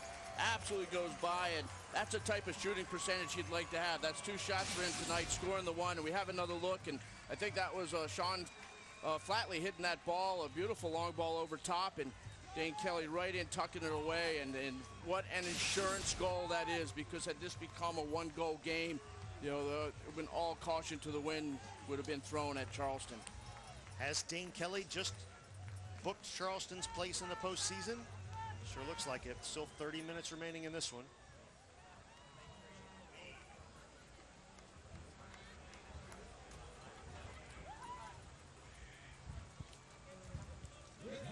Now Luke Williams on the near side. Again, the winner of this takes the 4th position in the American division and will face Orlando City. And if that seems like a daunting task, it is, the way Adrian Heath's side is playing here down the stretch. And they're leading 4-0 tonight late at last report against Harrisburg, thanks to a hat trick from the great Jamie Watson. Meanwhile, it'll be Richmond and Wilmington in the other quarterfinal at a site to be determined still by the results of this weekend matches. Look at Dane Kelly shoving his defender out of the way. He's wiry, but he's strong. We're watching Dane Kelly now from the first time that we saw him on TV against Wilmington. There certainly seems to be a better maturity in his play. Reed gets on that one. They needed that ball to be pulled back and give a chance for one of the players coming into the box, but it just seems to be better decisions that Dane Kelly makes right now, and you know, some of the passing has really set up players very well. Certainly had the assist for the first goal and slid Zaire in for goal number 3 as well. Toby plays this one wide on the near-hand side. Miguel Ferrer is the second half substitute. Edge of the box, curls it back, header. Dykstra there to his knees, and no rebound this time. No, and certainly Charlotte was waiting for a rebound, and the ball just headed right down. It headed the right way, but you know, you head those balls down, but you got to get it into the side, and Dykstra in perfect position. And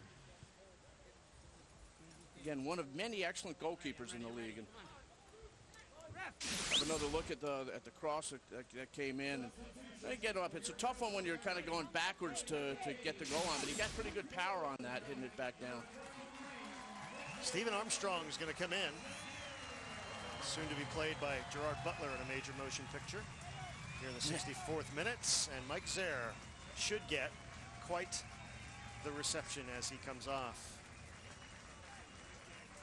Well, that certainly has to be one of Mike Zaire's top games as a professional, and has an MLS experience as well, and a couple excellent goals.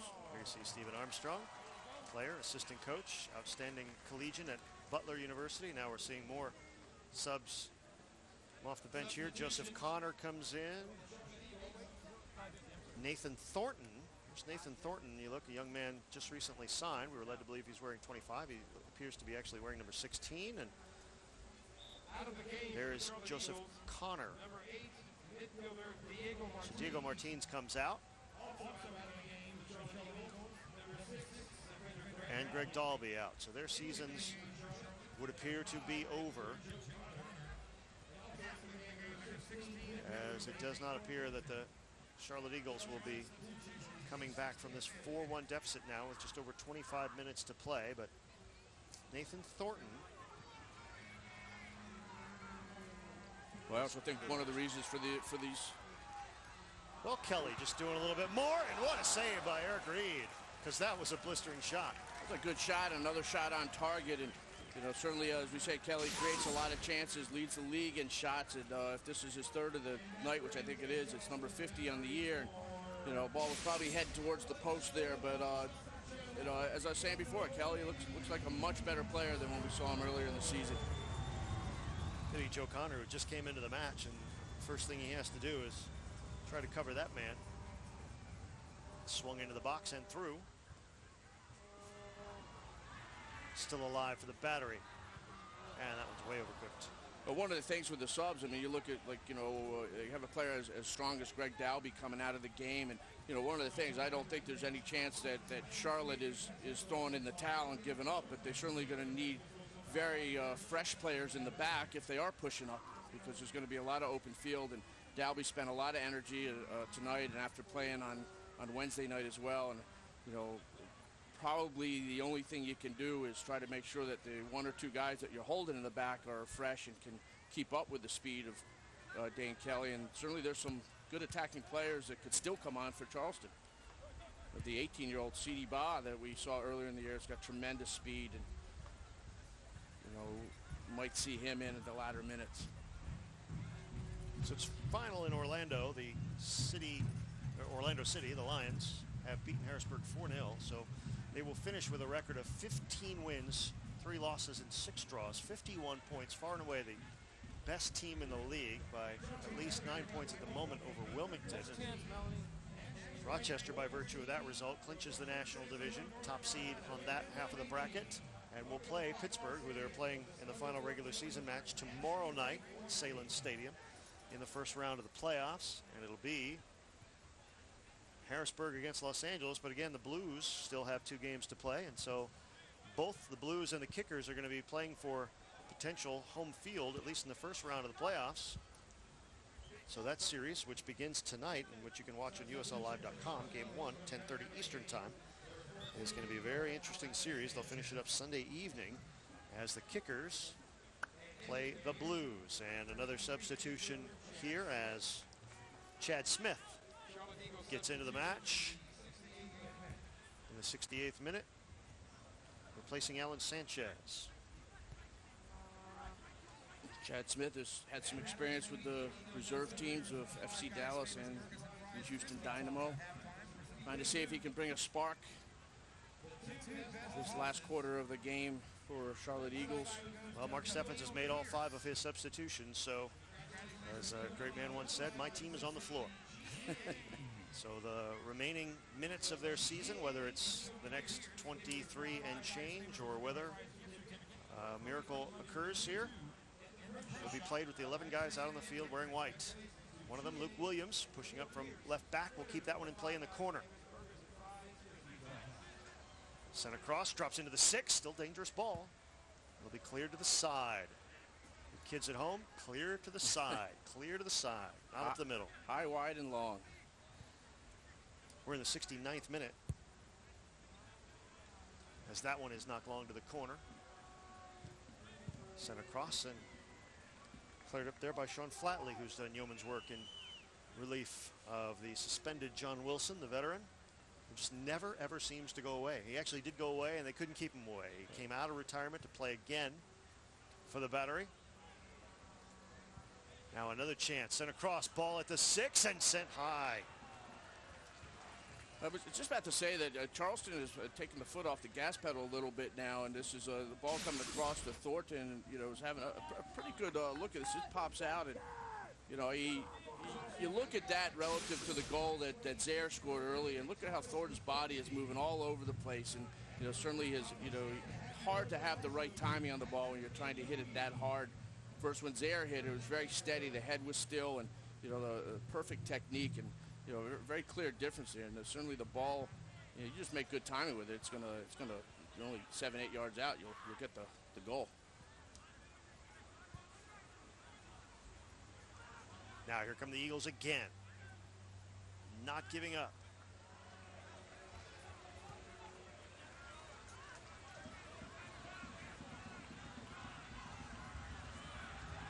Here's Zach Prince. He's one against the world. He's literally. And finally, Dane Cook comes into your picture. Kasky with it now. Hey, you just got to get that ball off your foot and keep the ball moving. You know, you don't want to be holding and giving a chance for a guy to get in on a tackle. And, you know, that's part of just playing your best soccer all the time, regardless of the score. If you get a little careless, you know, all of a sudden you could pick up an injury or something like that. And certainly the confidence, the way that they've played, it's been such a good game for Charleston that, you know, there's still 20 minutes left, and you want to be a good 20 minutes. Miguel Ferrer on Mark Wiltsey. Let's see what this young man, Nathan Thornton, can do. It's kept in there by Darren Toby. And that one's just sent back down to Andrew Dykstra.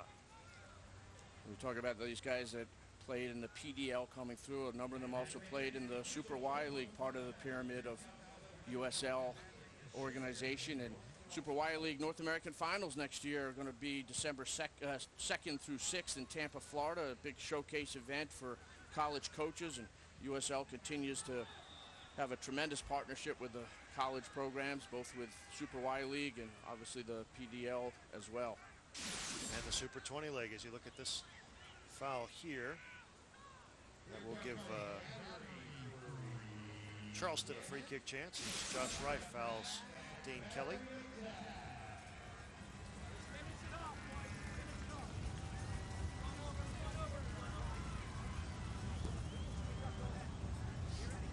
All right, let's see what happens here in the 72nd minute.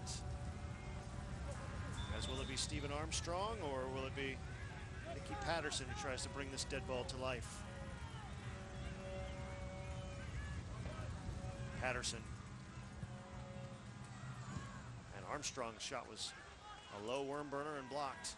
Stephen Armstrong with a ton of experience, and he's also the assistant coach here as well. But you know, he's played a lot of years in the MLS.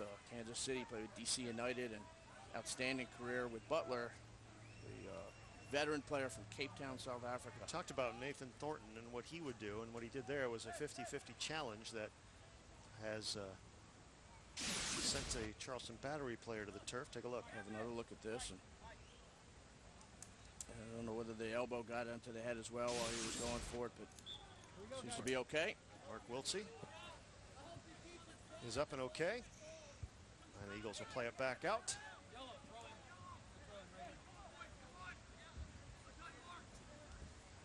You're now in the 73rd minute.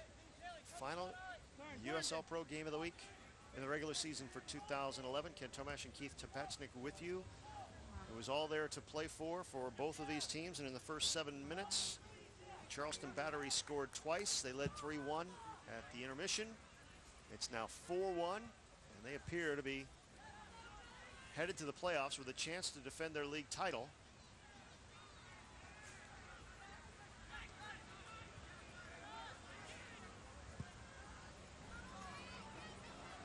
This one dropped long.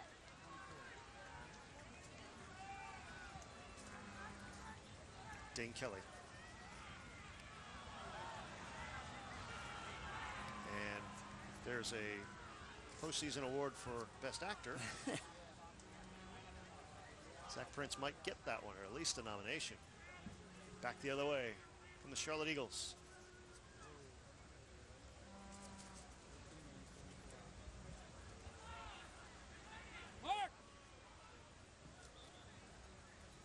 And we're going to see Mike Anheuser go to his bench as well, and Zach Prince will come out to be replaced by Kevin Jackson. Zach Prince started this whole thing back in the 5th minute with a blistering shot from the top of the 18-yard box.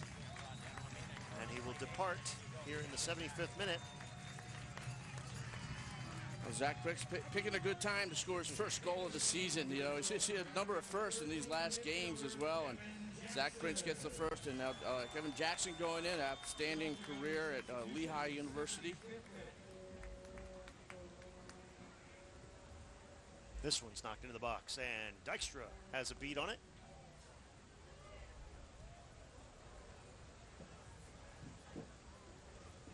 Ladies and gentlemen, your attention, please. There's Mike Anheuser.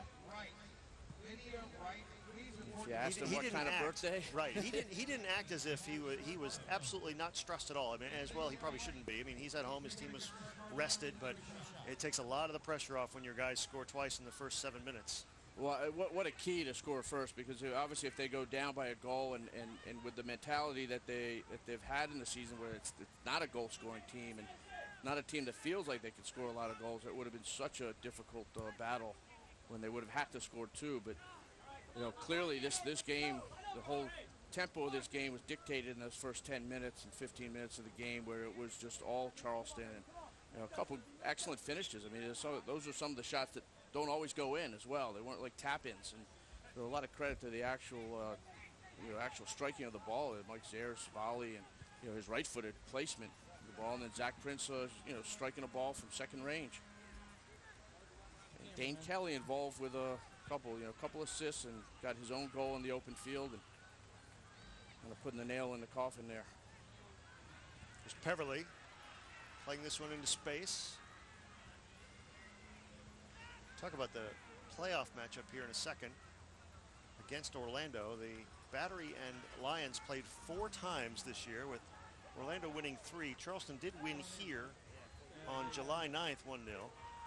So they know they can beat them, but Orlando at home now finishes 7-1-4, with Antigua Barracuda FC the only team to beat them at the Citrus Bowl. So it's not going to be an easy place for them to go into next week. But that's why you play the games. Now we're going to see Brandon Massey get into the match as well. Here for Alex Caskey, 77th minute.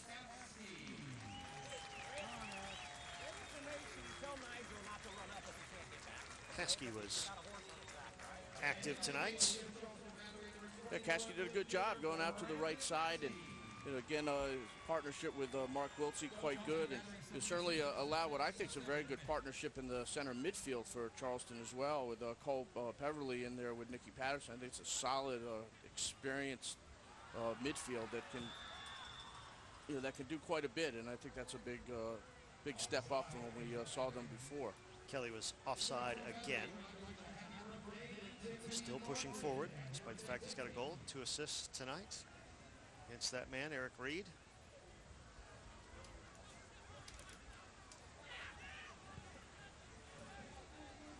And Darren Toby missed connections right there.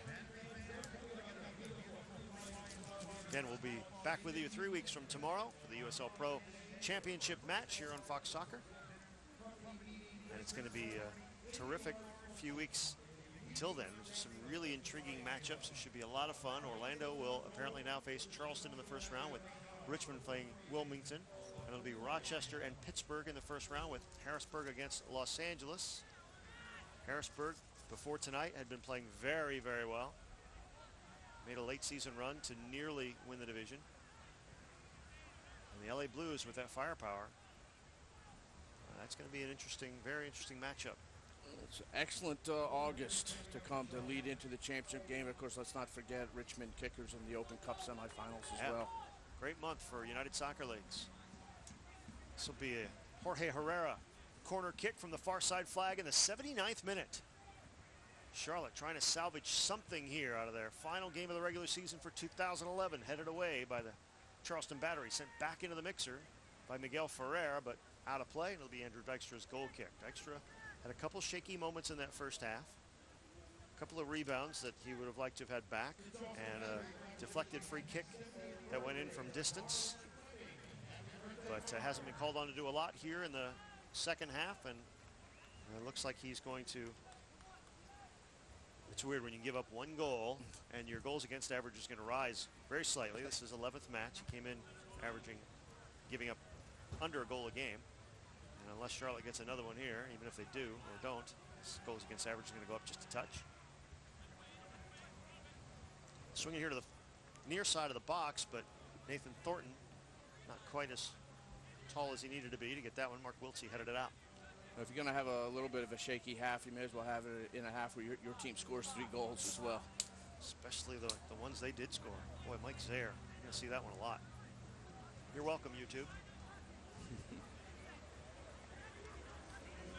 Deep throw in now for the Eagles in the 80th minute. Sent out for a corner. 6th one of the night for the Eagles, as you see Brandon Massey, 23-year-old from Virginia Wesleyan College. It's Herrera now. Low and hard and headed off the post. Oh, very nearly was 4-2. Chance there for Mark Bloom, who got forward. Herrera's hit a number of excellent corners in, and this is just another one. Bloom gets in, just barely missing the post, and giving them a little bit of a feel good towards the end. Could he have tucked that in? Now here's Dane Kelly on the run. Oops, slip and slide.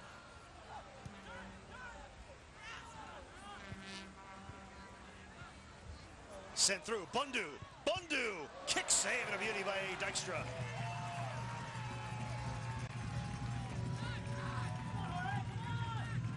Okay, and this is what I was talking about a little while ago, is that Charleston has to keep playing with a good focus and everything, because you just don't want to get anything in this game where it's gone so well where you start feeling bad about a certain moment of it. Dykstra coming up with a big save there right after the ball's hitting the post, and credit to Charlotte, they're certainly not giving up. And, you see the sub coming in for Dane Kelly, who's certainly had an outstanding night. It's just always a lesson. Play the game all the way through, regardless of what the score is. Levi Coleman, 24-year-old forward, late of the Kansas City Brass of the PDL. And UMKC, I'm told here, by JC Mack, who's done great work in the booth tonight as our stats guy. And he won one of these championships in the under-20 age group with the Chicago team back not that many years ago. The real hero of the night, though, team president Andrew Bell, who found us a fan for our booth here. It was very hot and humid, but we got a fan, and life is good. Here's the first touch there by Levi Coleman, and he loses the ball to the Charlotte Eagles, who go back the other way. They very nearly scored their second goal on their last corner kick. Here's Miguel Ferrer. Lay that one off into space. There's Bloom, who nearly scored, and there's a blistering shot off the one time. Boy, Nathan Thornton has come into this match and shown why. They've added him late in the season. He's been really active, and Bloom made a nice run, made a nice cross, and the one-timer by Thornton over the bar. Yeah, just over. He timed that very well. And again, this is Charlotte a number of times now in the last 5 minutes of this game, just getting in behind and, playing through and almost getting his third good chance in the last 5 minutes.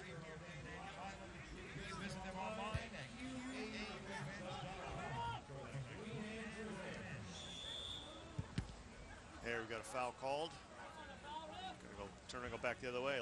How we got to this point. Yeah, let's have a look at these goals for Charleston. Fantastic start there. Zach Prince getting it in on goal number 1 early. Shortly after that, this is Zaire. There's a highlight goal. The volley off of the corner. Zaire does it with his left foot there. Wants to come back to the right foot. Beats Dalby. Tucks it into the corner with the right foot. And now it's Dane Kelly. He wants to get part of the action, and he puts this game away in the open field. Dane Kelly's 5th goal of the year. And in the middle of that, Jorge Herrera scored in first half stoppage time to make it 3-1. And at the time, it looked like a bit of life in the Charlotte Eagles.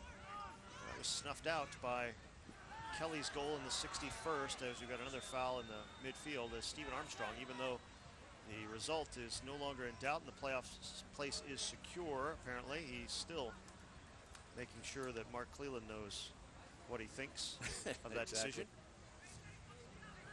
Well, despite the disappointment there'll be with, for Charlotte Eagles, that they really had 2 chances, this week to, clinch a playoff spot. A lot of credit to Mark Stephan and, what he's done with his team after starting out 0-4-1, and certainly a guy with a lot of patience and a very good soccer person, and he got these guys back on track. Not even the results on the field, because obviously the Eagles have a higher calling, but the things that they do in their community. You saw the piece on USL Breakaway by Mike Clan earlier this year, the Urban Eagles Project. They really want to make a difference in the Charlotte community, and all of these guys, you know, winning is nice, winning is great. You want to win every time you go out on the pitch, but they're having victories every day in their community, and that's really crucially important.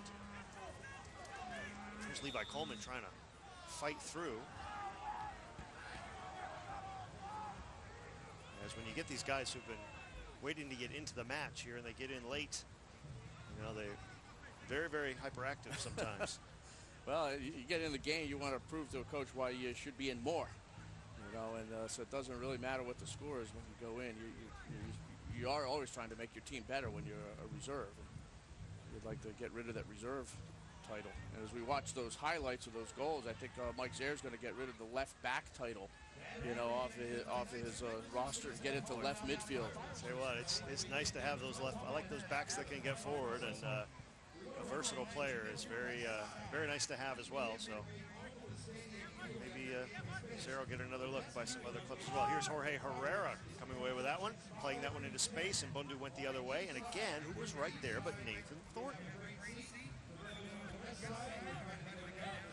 going to see more from not only Mr. Herrera, but Mr. Thornton in the future. Well, we saw, if you're a Battery fan, you saw plenty of fireworks through the first 86 minutes here. There's going to be a fireworks show in the skies above Blackbaud Stadium at the conclusion of tonight's match. So this crowd is stuck around here.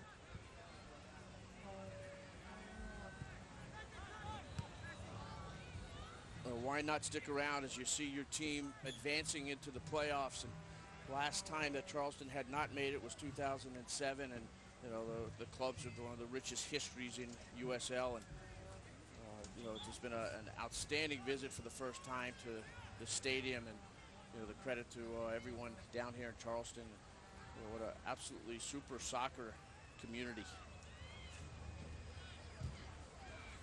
Yeah, we've had a fun time here. The people have been very welcoming for us, very happy to have us here. The USL Pro Game of the Week. We're very pleased to be here, both of us for the first time at Blackbaud Stadium. Great crowd, great result for the home team.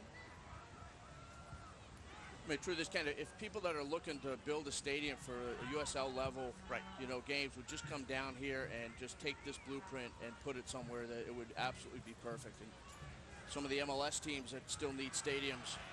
Here's Coleman looking to finish it off just wide. Coleman trying to get his third goal of the year and get into the books tonight as well. Have another look at this. Coleman does a good half turn on here, just touches it to the side, and you know almost has the keeper beat. And I'm not sure Reed has, you know, probably been a long time in his career since he's let in this many goals. And regardless of what's happened, he doesn't want to let in number 5. Keith, you must be like the Pied Piper. People want to be around you. When we have these games, we have good crowds. We had a record crowd in Wilmington. And now tonight, we've got 4,771 folks here at Blackbaud Stadium. It's got to be your presence that brings people out once they hear that you're going to be in the house. Well, you know, it might have been the Mark Wiltsey evening dinner jacket that he lent me tonight. You know, that kind of attracted people. They must have heard that. But wanted to see if you'd actually wear it on the air, which you did. And I think that the fact we advertised that Hootie and the Blowfish would be playing here and not down the road where they are, maybe that got some people. I don't know. It's a South Carolina-based group playing not far away. And as he might say, it's all right. Because they are up 4-1, the home team here. Charleston Battery here in the dying moments, 89th minute. And we'll see if Mark Cleland feels the need to add too much stoppage time to the proceedings, or if we can just proceed to the fireworks display. Here's Luke Williams. That will be off Brandon Massey for the throw here in the 89th minute. This game's had 5 goals in it. Is there one left in the final moments of this one? Well, as we are in the final moments, just a congratulations to the Charleston Battery and Mike Anheuser for this outstanding win at home, and you know, it really put everything together for tonight's match.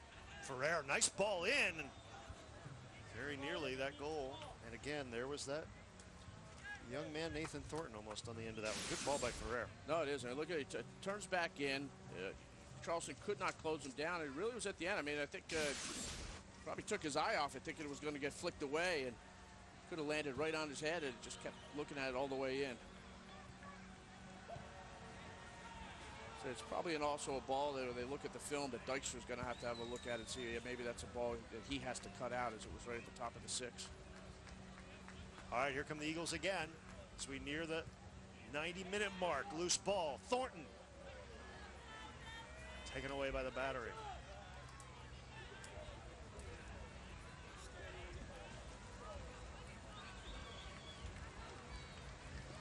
We've reached 90 minutes, and the answer to the question is Mark Cleveland has not seen nearly enough yet. 4 minutes of stoppage time added to a 4-1 game, and the final one of the regular season. Brandon, what are you doing? As Dykstra nails that one long.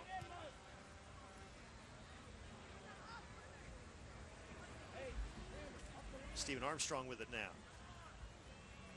Again, the Charleston Battery will play the Orlando City Lions in the first round of the USL Pro playoffs next week, while it'll be the Wilmington Hammerheads against the Richmond Kickers. We'll be trying to do the double this month and next, trying to win the USL Pro Championship and trying to take a shot at the US Open Cup title. They'll play the Chicago Fire on August 30th in semifinals of the nation's longest running soccer tournament. And over the national division, Rochester clinched with Orlando's victory tonight, so it'll be Rochester against Pittsburgh in the first round, Harrisburg against Los Angeles. And we'll be back on the air with you 3 weeks from tomorrow night. Site to be determined for the 2011 USL Pro Championship match here on Fox Soccer.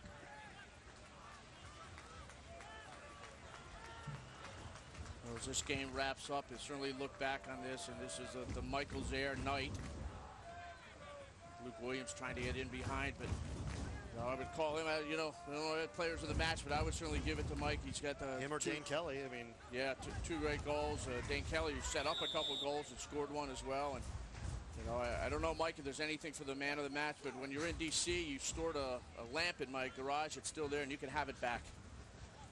Congratulations. Well, he was definitely a bright spot tonight for Mike Anheuser.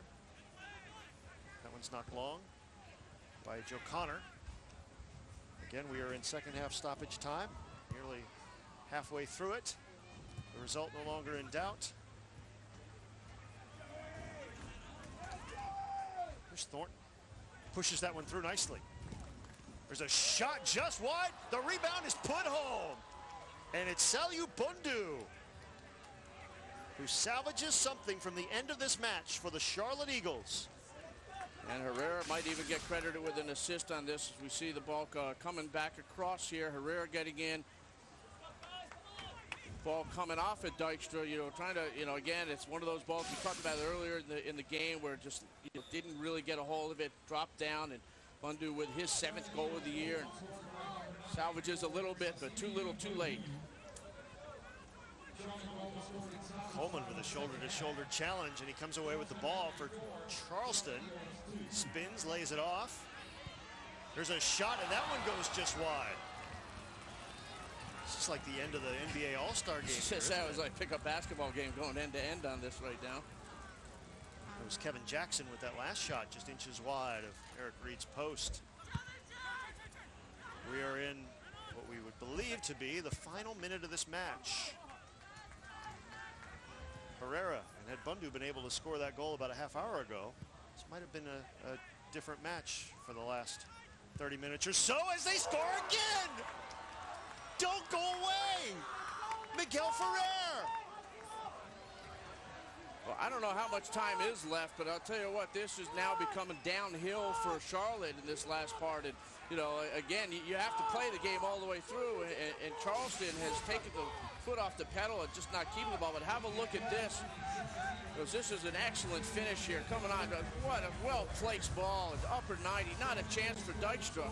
This is where it needs to get out. They need to get this ball out of the danger area. It's got to be the full moon. This has been one of the most bizarre games I've ever seen. And finally, it is over, but not without drama. Miguel Ferrer scores late in stoppage time, It's the final. We hope you enjoyed it tonight. Charlotte loses 4-3. Charleston's in the playoffs. We'll see